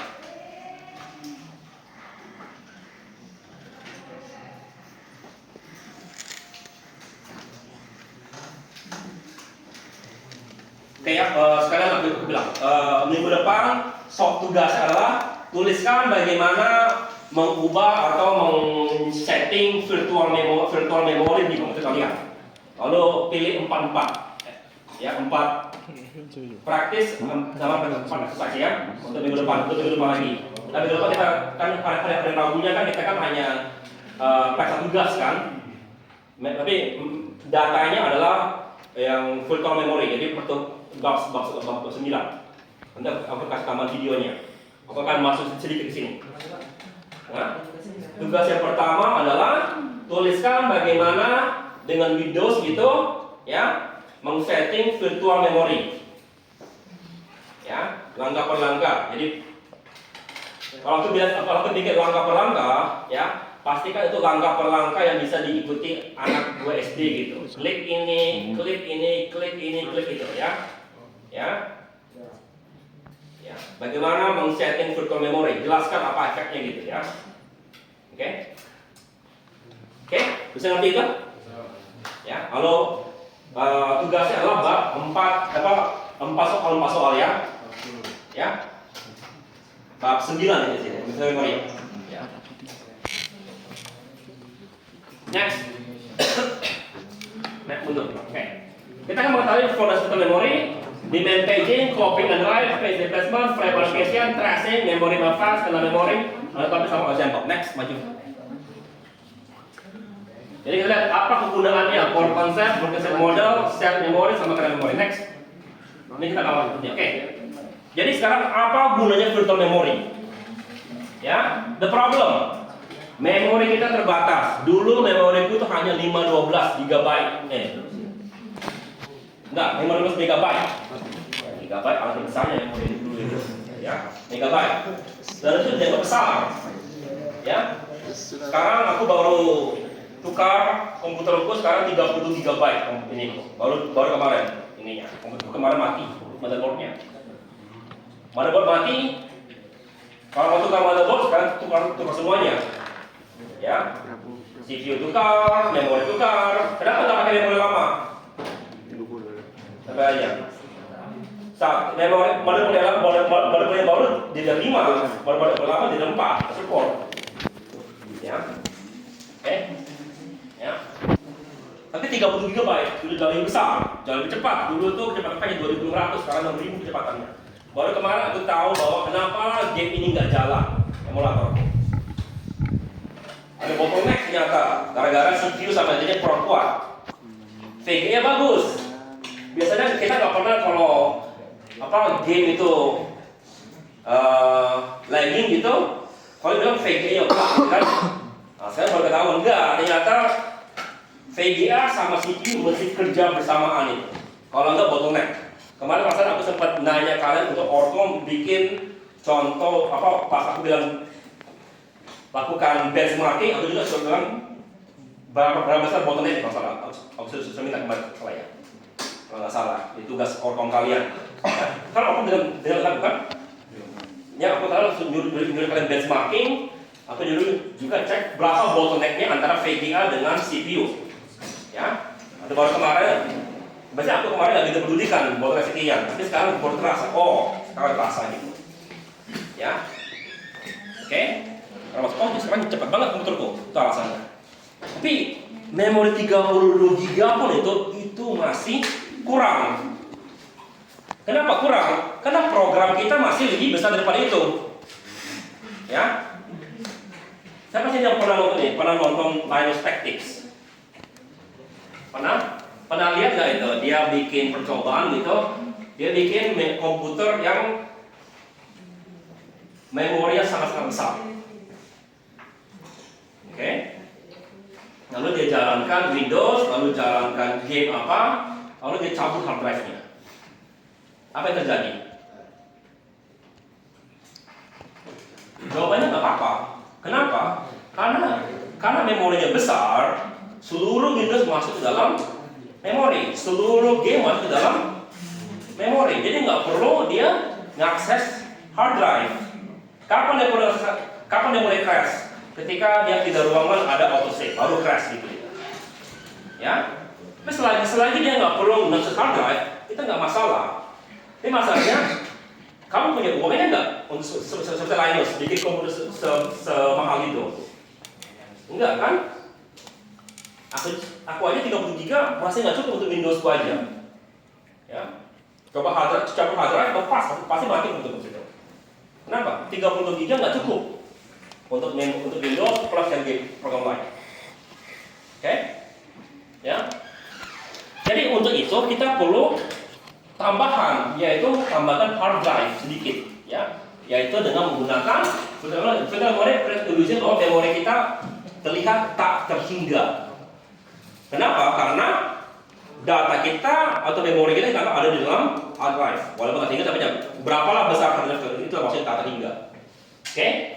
Ini menyebabkan multitasking dan allow program larger than physical memory to improve overall system and responsiveness. Itulah kelebihan daripada memori. Jadi tadi kita kemarin bicarakan game itu 50 GB, ya. Dia 50 GB, tapi itunya cuma 16. Gimana masukinnya? Sebagian itu kita anggap virtual memorinya itu ada di dalam hard drive. Pakai dia tinggal dimasukin, keluarkan. Next, ya. Virtual memory changes how we think about program solution. Actually, the entire program need to be loaded into physical memory before solution begin. This is a severe limitation. Kenapa? Ya, rarely use calls. Jadi, kalau kamu lihat gitu ya, contoh ya, siapalah yang kalau main Final Fantasy 17 sampai ketemu secret bossnya? Ada tuh, ada ini kok. Kalau kamu lihat di Steam itu ya, ada apa namanya tuh? Achievement Award gitu ya. Kelihatan berapa persen kah orang yang sampai ke situ, yang dapat achievement itu. Ya, jadi kalau nggak salah di bawah 1% kalau nggak salah gitu achievementnya itu. Jadi kalau gitu, perlu nggak di load ke dalam memori kita? Nggak perlu kan? Kalau pas 1% masuk baru kita bikin load gitu, ya. Ya. Kalau juga partial loading. Ya, nggak perlu kita masukin semuanya. Kenapa? Walaupun memori kita cukup, ya, memori kita 32 GB, programnya 20 GB. Kenapa nggak kita load semua? Karena ada kemungkinan habis ini aku alt tab, buka Chrome, buka ini fact gitu ya, game fact. Apa sih caranya ngalahin bos itu? Kalau kita load semua, bisa nggak nanti buka fact-nya? Kemungkinan nggak bisa, karena nggak ada sisa. Tapi kalau ini ya bisa untuk dynamically. Jadi dengan begitu more programs that actually faster program startup and increase CPU usage without sacrificing response time. The background. Next.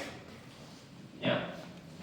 Contoh web browser. Ya. Modern web browser like Chrome, Firefox can handle hundreds of megabytes of code. However, when you're reading a single web page, you're not using video, playback engine, PDF viewer, no tools. Virtual memory allows the browser to keep only active tab content and correctly use feature RAM. Inactive tabs, unused feature remain in this until needed, making it possible to open 50 plus tabs on a system with limited RAM. Sekali lagi, sudah pernah belum nonton yang Linus Tech Tips yang dia bilang komputer ini bisa buka berapa sih Chrome tab? Jawabannya dia pakai bot untuk bukanya, karena tangannya sudah nggak bisa lagi, saking banyaknya itu. Aku lupa berapa banyak gitu, terus sampai dia buka baru crash gitu, ada hitungannya gitu, kata crash gitu, sudah banyak gitu. Ya bagus lah untuk video YouTube gitu ya. Ya kalau kalian silakan coba di rumah, kepenasaran tangan kalian berapa gram untuk buka itu. Ya, yang pasti lebih jauh lebih sedikit karena komputer yang dipakai komputer bagus, kalian pakai laptop kalian kan, ya. Tapi kalau kamu lihat, setiap kali kamu buka tab itu kan bikin file, Chrome.exe baru, gitu kan? Kamu lihat Chrome.exe yang dibuka itu beda-beda ukurannya. Kenapa? Karena nggak semuanya dipakai. Ya, kalau kamu buka YouTube itu lebih besar daripada kalau kamu hanya buka web biasa gitu. Oke, next. Apa benefitnya? Pada saat memori kita sekarang tidak memiliki constraint. Banyak program, faster execution, better CPU utilization. Next, ya.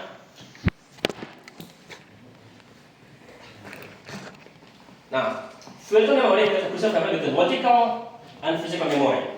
Kenapa? Karena logical kita anggap memori kita tak hingga, ya. Yang logical kita bisa tambah terus buka ke media. Tapi secara fisikal tergantung mana yang kita mau masukin. Kalau kita nggak masukin, ya nggak ada di dalam physical memory. Di virtual memory mungkin sudah ada logical address-nya. Di physicalnya belum ada. Kenapa? Karena belum maksudnya ke dalam page table, maksudnya gitu. Ya. Oke. Next.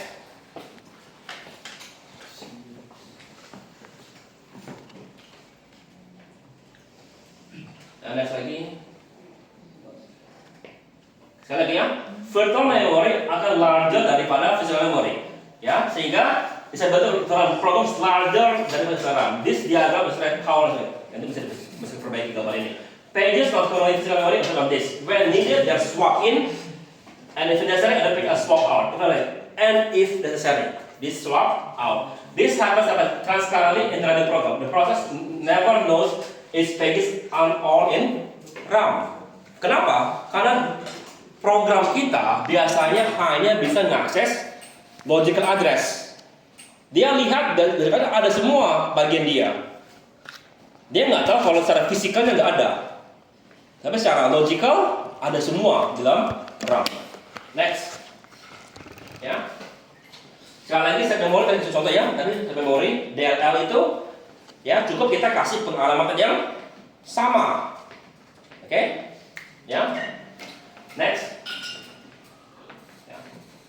Apa contohnya? Contoh DLL, kalau 32L, 32L, ya semua program pakai yang pertama ini.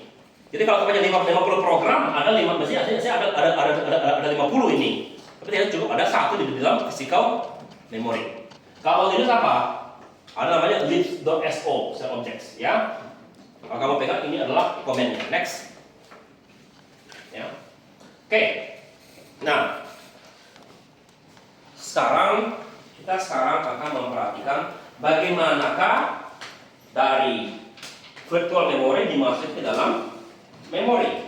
Jawaban sederhana adalah kalau kita buka word.exe, double klik, baru dia dimasukin, ambil dari itu masuk ke dalam physicalnya. Kenapa? Baru dibutuhkan. Itu namanya sebagai demand paging. Dibutuhkan baru dimasukin. Ya. Ya. Nah, tapi juga hanya masukin yang dibutuhkan. Makanya itu namanya lazy, because it delays book until absolutely necessary. When the program starts on the first page, it will be loaded. Additional pages are loaded on demand. Apa bagusnya? Kalau kamu buka Word, berapa lama kamu buka Word? Berarti kurang. Kenapa? Karena yang di load itu sedikit. Ya. Bagian untuk printing di load enggak? ya, bagian untuk tampilkan grafik itu di load. Jadi muncul kotak putih gitu ya. Kalau kamu butuh print, kamu klik gitu, baru itu di load itunya, print gitu. Kalau nggak di load, sehingga program-program kalian pas di load pas pertama kali jalan itu cepat. Ya, kalau kamu paling terasa itu pas kalian main game. Kamu nggak game, apa bisa kali muncul? Iya, hanya itu doang kan? Ya, pas mulai loading lagi. Kenapa? Karena nggak semuanya di load, ya. di dunia pengiriman game ya, pintu adalah teknologi paling tinggi. Kenapa? Pintu membuat kamu serasa keluar pintu langsung masuk ke ruang berikutnya saat ini. Padahal dia loading, kau buka pintu dia loading ruangan yang berikutnya, ya. Tidak, dulu pintu kayak dulu kalau game-game lama-lama tuh banyak sekali pintu. Kenapa? Supaya memori yang sedikit itu bisa dipakai untuk kelihatan kamu seamless pindah-pindah tempat gitu, ya. Dulu game yang dianggap canggih sekali adalah Zelda 64. Kenapa waktu canggih itu? Karena begini, dulu kan lihat pintu, kalau kamu tidak sekarang masih ada. Kalau kamu main game, ya, open world gitu ya, berenang sampai situ, sampai pas itu kemungkinan ada hiu yang makan kamu, atau nggak bisa lebih ada batasnya gitu, ya. Zelda waktu itu bilang kamu lihat di mana pun kamu bisa ke sana sampai habis gitu, ya. Pertanyaannya sekarang, dulu kan ada pintu, ya, lalu pintu dia ngeload gitu kan.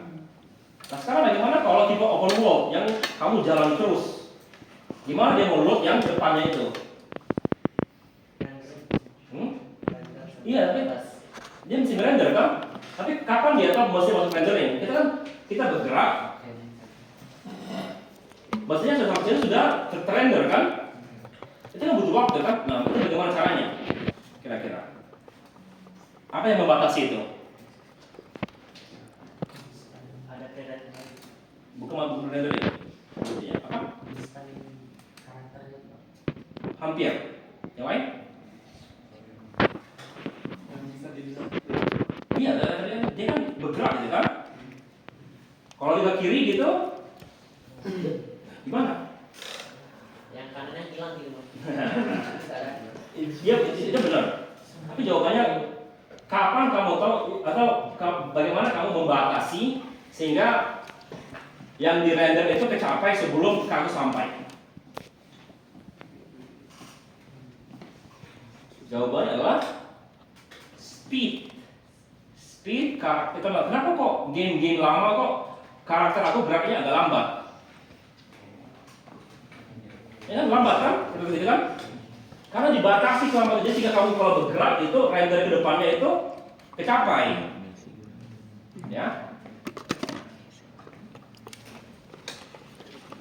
Ya dia punya oke. Jadi itu pas jalan terus ini sudah mulai render, tapi kamu ini nggak akan pernah mencapai sebelum itu render gitu maksudnya itu. Ya, itu kalau kalian belajar tentang game design segala macam itu belajar lah itu ya. Ya. Kalau sekarang kamu lihat kan kalau game-game sekarang kan ada namanya FPS limit kalau kamu di emulator gitu ada namanya bisa dinaikkan kan speednya kan. Kenapa bisa naikkan speed? Karena dulu nggak bisa. Ya, karena sekarang kamu udah komputernya lebih cepat. Rendering itu sudah dicapai sebelum ininya kamu sampai gitu. Jadi nggak begitu bermasalah. Oke. Tapi itulah ininya. Demand paging adalah buka masukin. Namanya lazy. Ya, ketika aku butuh baru diambil. Bagaimana kalau nggak lazy? Yang lazy adalah tentunya aku sekarang mau ke McD. Ya. Sekarang aku udah pesan McD ko. Sampai di sana tinggal ambil. Sudah siap, nggak perlu ngantri lagi gitu. Jadi kemana ya? Pernah pakai itu? Gak pernah. KFC gak pernah juga gitu. Gak pernah masuk online dulu baru sampai ke sana gitu. Masuk ke salah ke kasir. Langsung dua aja sih, langsung ini diantar. Oh, lebih canggih lagi katanya kan. Oke, ya. Next. Ya. Nah, sekarang masalahnya begini sekarang.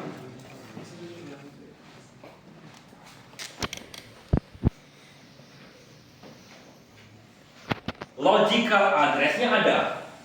Oke. Physicalnya belum ada. Oke. Page table-nya sekarang ini apa isinya? Page table-nya itu. Jadi kalau ini kan kalau ini kita kasih page table gitu, ya. 1 2 3. Tapi ternyata satunya masih kosong. Artinya mesti diisi dulu kan? Itu dinamakan sebagai namanya page fault. Ya. Oke. Page fault. Jadi kita mau akses page ini, kita anggap sudah ada datanya. Pas kita masuk belum ada. Jadi kita perlu akses memory on page one in RAM. OS akan track. Setelah itu cari di hard drive. Mana page itu? Masukin ke hard drive. Update page table baru restart. Next. Ya. Nah, untuk itu kita juga kasih namanya valid bit. Jadi kalau kita pengen masuk gitu ya. Oke, sudah bilang ini page sudah disediakan. Tapi alamatnya alamat 8, tapi ternyata masih invalid. Artinya apa? Artinya sama itu kan kamu jangan masuk ke ruangan ini sebelum dosennya ada gitu maksudnya itu kan? Sudah. Ya. Jadi ngapain? Panggil dulu dosennya masuk gitu, Pak. Udah ada lah kita mengajar gitu ya, udah. Tapi kalau enggak, ya mesti panggil dulu dosennya kan? Ya, masukin itu butuh waktu. Oke, next. Ya. Jadi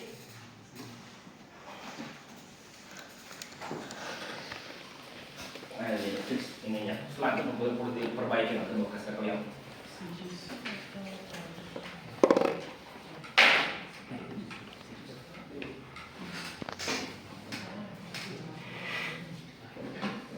itu lagi, next lagi gambarnya. Oke, lihat gambarnya lah. Oke, lihat ini. Oke, jadi di sini ada CPU sini. CPU bilang aku pengen masuk ke page table ini.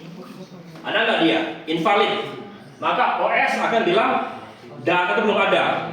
OS akan bilang ambil dari hard drive. Hard drive ada, masukin ke dalam memori. Baru sekarang ini diubah menjadi V. Ini menjadi V, baru ulangi lagi. Sekarang kita ambil lagi. Sekarang sudah V kan, baru kita bisa langsung akses ke dalam memorinya. Itu caranya kalau kita menggunakan page fault. Jadi sekali lagi, ya, dia tidak perlu cek di sini. Cukup cek page table I atau V. Kalau I, maka OS akan masukin ke dalam memori. Baru page table diubah menjadi V. Baru diulang lagi karena sudah V. Sekarang kita bisa langsung bisa masuk ke dalam memori. Oke, kembali gitu. Ya, next. Nah, pure demand paging adalah kalau tidak ada apa-apa, ya ini contoh sederhana. Ya, kalau memori kita kosong, itu namanya pure demand paging. Ambil, jalankan. Proses start, page is full with invalid entry. Artinya table kamu I semua, kosong semua kan?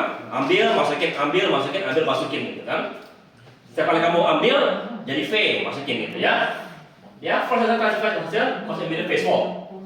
Lalu page berikutnya masih kosong juga kan?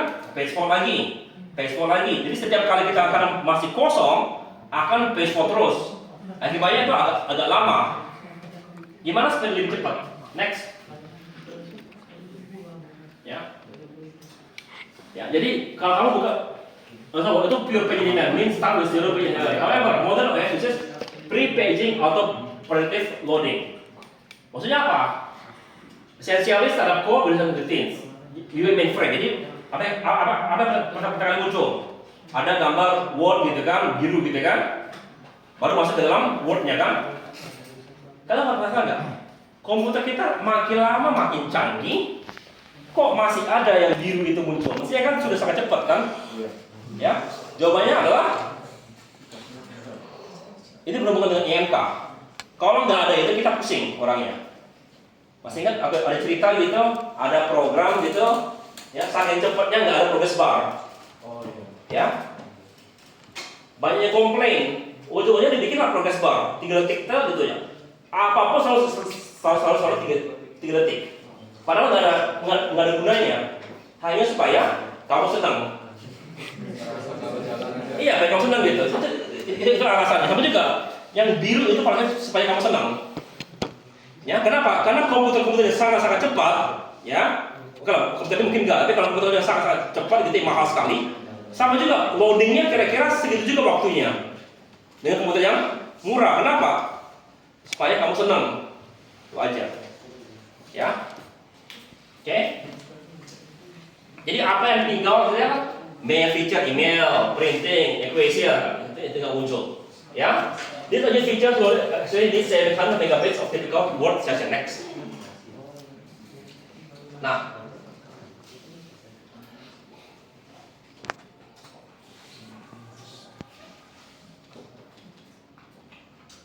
okay. The reason paging works so well in practice is locally referenced. Programs tend to access a relatively small portion of their address space during any period of time. Jadi dia nggak perlu akses semuanya. Okay?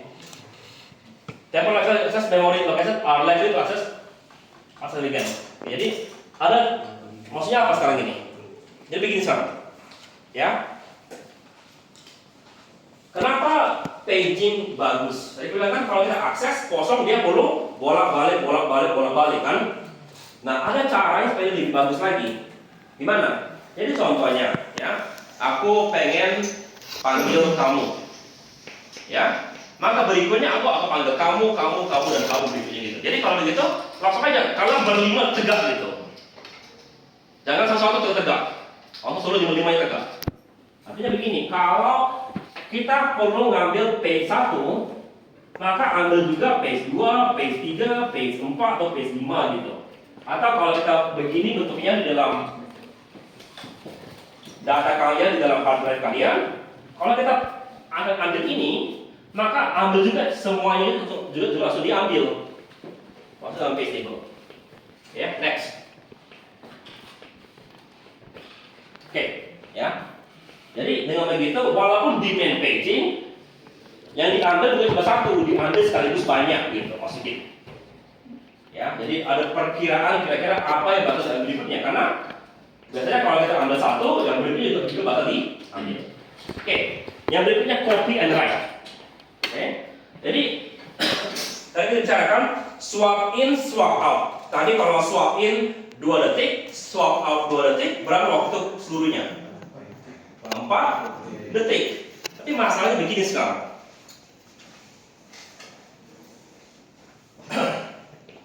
Kenapa kita perlu tulis itu ke dalam hard drive? Tentunya ya, kamu buka PDF, kamu tutup PDF itu, disuruh simpan nggak? Atau kamu buka Word gitu ya, buka Word, lalu hanya baca, lalu tutup lagi, disuruh simpan nggak? Kenapa nggak? Karena nggak ada perubahan. Ini juga begini sekarang, kan tadi kan kita ambil dari hard drive. Sekarang kita mau buang ini, tutup kan? Kalau kita simpan dalam hard drive, kalau ini sama, buat apa? Cukup timpa aja gitu dia, nggak perlu di swap out, cukup swap in. Jadi berapa perbedaan waktunya? 2 kali lebih cepat kan? Jadi kapan kita perlu timpa? Kalau ada perubahan. Jadi kamu buka Word gitu kan, kamu ubah spasi aja gitu ya, terus kamu tidak suruh simpan. Kayaknya copy on write. Jadi kalau gini, kalau ada yang kamu tulis atau yang kamu ubah, baru simpan ke dalam hard drive. Ada swap out-nya. Kalau enggak, ngapain? Ya, dan kamu lihat sebagian besar program-program kalian itu rasanya sama isinya. Kenapa? Contoh coding nggak akan berubah.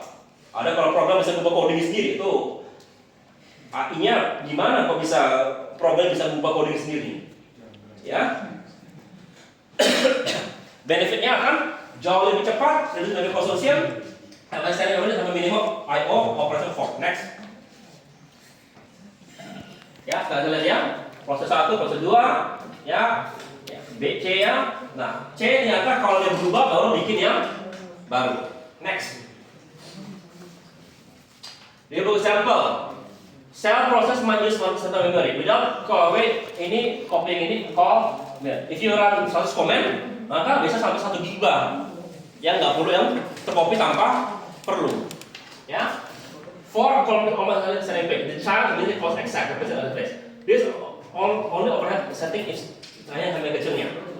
This is why command line operation feels instantaneous, even though they involve process creation. Kenapa? Karena dia lebih menggunakan copy and write. Ya, jauh lebih cepat daripada kamu selalu perlu masukin dalam hard drive. Next. Oke. Nah, ntar lagi kita habis memori ya, habis ya, lagi. Baru nanti kalian akan belajar mandiri. Jadi selama ini kita pikir itu adalah kalau free frame masukin, ada I masukin. Ada saatnya sudah face semua, kita perlu masukin program yang baru. Sekarang diantara semua frame itu mana yang kita tukar, yang kita timpa. Secara sederhana FIFO kan, tukar yang paling lama. Ya, next. Ya. Jadi caranya begini. Find page on this, find free frame. Kalau nggak ada, kalau ada, tuliskan load of the table. Kalau nggak ada, keluarkan dulu ya. Jadi ya, find free frame. Kalau frame-nya dirty, artinya sudah pernah ditulis, keluarkan untuk ke hard drive. Kalau dia nggak dirty, langsung timpa aja. Oke, baru update page table. Next. Oke. Nah, untuk itu kita di page table kita sekarang ditambah lagi selain V sama I, dibikin dirty sama clean. Kalau dia clean bisa langsung ditimpa. Kalau dirty berarti di swap out dulu baru bisa ditimpa. Ya, next. Nah, sekarang algoritma untuk masukin page yang baru. Sederhana ada FIFO, optimal, LSU, sama clock second chance. Aku akan bicara yang 3 yang pertama ini. Next. Oke.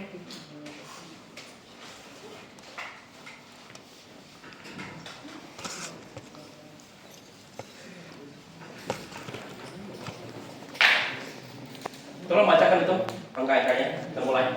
Ya. Andai kata kita hanya punya 3 page. Ya. Mulai. 7 masuk. Terus 0. Terus ada nggak 2 di sini? Nggak ada. Apa yang kita tukar? 7 ya. Terus 0. Sekarang ada nggak 0 sini? Ada, jadi nggak tukar. Terus 3. Tukar yang mana? Enggak, 0. Kan FIFO kan tipenya sih. Berapa? Ya, sudah. Tolong ada yang ingat, tolong ada satu orang yang ngitung berapa kali aku coret ya, tukar ya. Sudah 2 kali ya. Terus 0. Tukar mana? 1. Terus 4. Tukar yang? 2. Terus? Apa? 2 ada ya? 3 dia? 2. Terus? 3. Ya. Terus? 0. Terus? 3. Ada 3 nggak perlu tukar. Terus? 2. Hah? 0. 0 ada nggak perlu tukar. Terus? 3 ada nggak perlu tukar. Terus? 2 ada nggak perlu tukar. Terus? 1 tukar mana sekarang? 2 ya. Saya sudah lupa di mana tadi sisanya. Cuma 3 yang sudah repot. Kamu kalau ingat page kalian itu minimal 1000. Terus?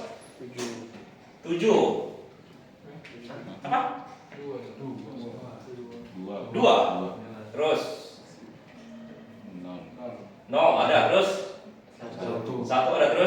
7.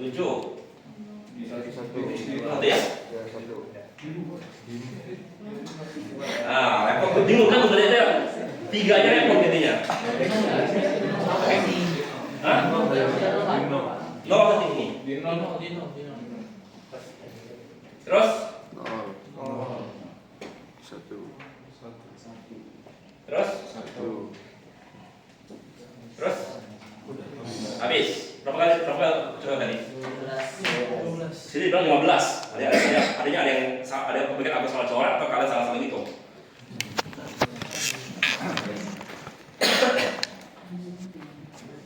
Oh ya, benar. 15. Karena 3 tadi, 3 pertama tadi timpakan awal tadi. Ya. Oke. 3 tambah 12 tadi, 15. Oke ya. Itu kalau kita menggunakan FIFO. Ya. Nah, masalahnya di FIFO itu ya. Menurut kalian ya, kalau 3 page mungkin dia 15. Kalau 4 berapa banyak ininya? Lebih kecil lebih banyak page load-nya. Kalau ada 4 frame. Secara teori lebih kecil, secara praktek bisa lebih besar. Ya. Itu dinamakan sebagai anomalinya. Seperti kalau kamu lihat air kalau membeku mestinya makin kecil kan, tapi kalau di 4 derajat dia malah ngembang. Ya. Oke, itu yang pertama. FIFO berarti FIFO. Oke. Sekarang berikutnya adalah algoritma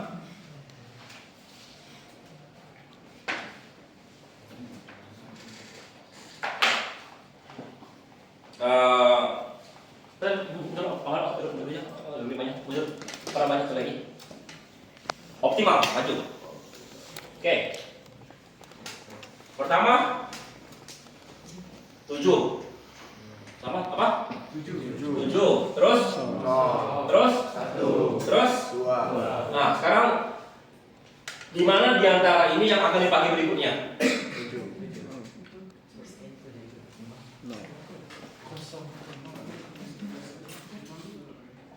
0 bakal dipakai, 3 bakal dipakai, 0 bakal dipakai. Artinya 7 yang gak bakal kan? Ubah yang 7 menjadi apa tadi?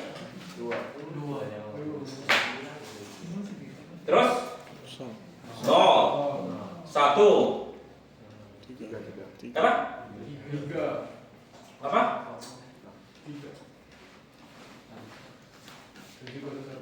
3 ya? 3.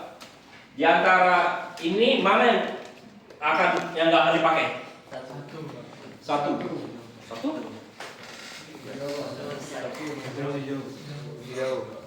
Oke.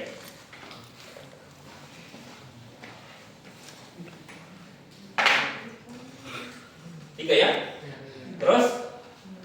0. Terus? 4 ke mana? 3 ya, kalau pakai lagi ya? Karena 02 bakal pakai lagi kan ya? Terus?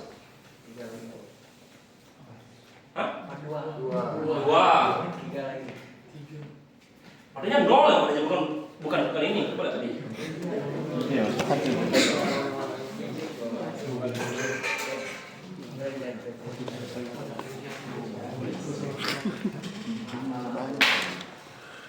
Apa nih? 3 sini ya? 3 ya? Ya, baru 4, baru 3, terus 0 sekarang mana yang ada 3 nih? 4 ya kan? 4 ya, nggak pakai lagi.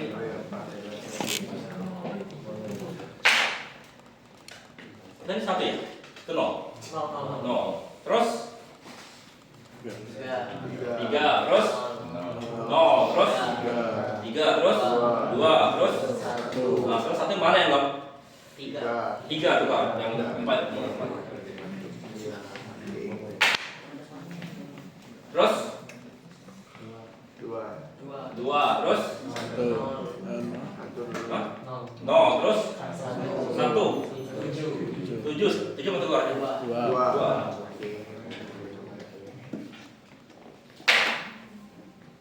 Terus 0, habis ya? Berapa kali kalian? Saya ngitung. Nah, daripada ngitung lagi. Oke, itu yang optimal. Tapi kalau kita kemarin yang penjagaan proses, algoritma apa yang paling bagus?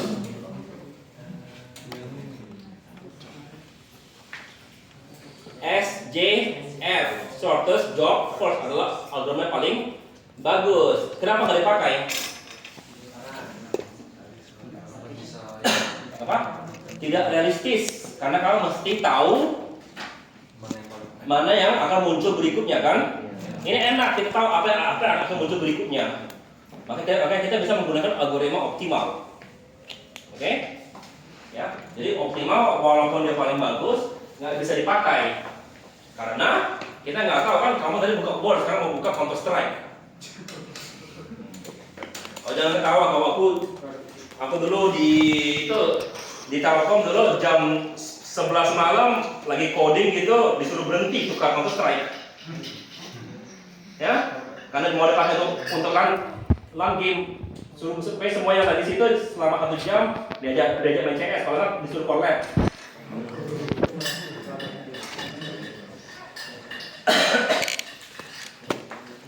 Mau nggak mau itu. Oke, ya.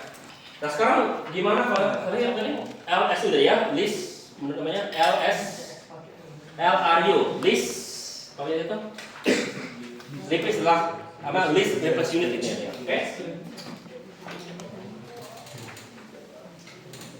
Maju. Apa tadi pertama? Mulai 701 ini paling tua kan? Ini ya. Terus apa? 2. Di sini 2. Nah sekarang nol ini kita anggap sebagai benda baru karena dia tadi sudah dipakai. Jadi bukan lagi dia paling lama paling tua, dia sekarang paling baru. Terus 3, tukarnya di sini 1. Ya. Karena 0 sekarang jaga baru. Sekarang 2 itu lebih tua daripada 0. Next. 3. 0. Jadi sekarang 0 jadi paling baru lagi. Terus 4, tukar yang 2 sini. Ya, terus 2 tukar yang mana? 3, ya, dan seterusnya. Jadi coba kalian pikirkan gitu ya. Jadi dia menggunakan kalau sudah sempat dia dipakai, dia dianggap sebagai yang baru lagi. Jadi sama dengan FIFO, tapi kalau sudah dipakai dia sebagai yang baru lagi. Oke? Ngerti itu? Ada pertanyaan? Jangan patroli pas ya. Oke, nanti ingat hari Rabu kita ada pertemuan untuk proposal sama penanggung jawab ruangan. Aku pengen komunikasi dengan nilai kalian. Oke? Ada pertanyaan?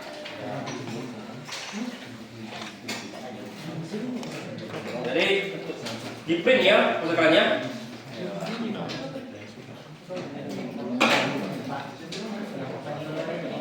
Apa?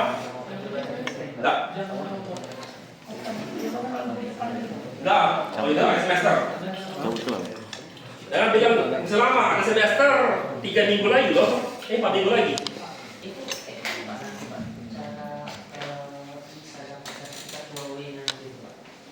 Nanti kalau kalian ada pengumuman, kalian daftar semua, ikuti seminar lagi gitu, kalau ada ujiannya.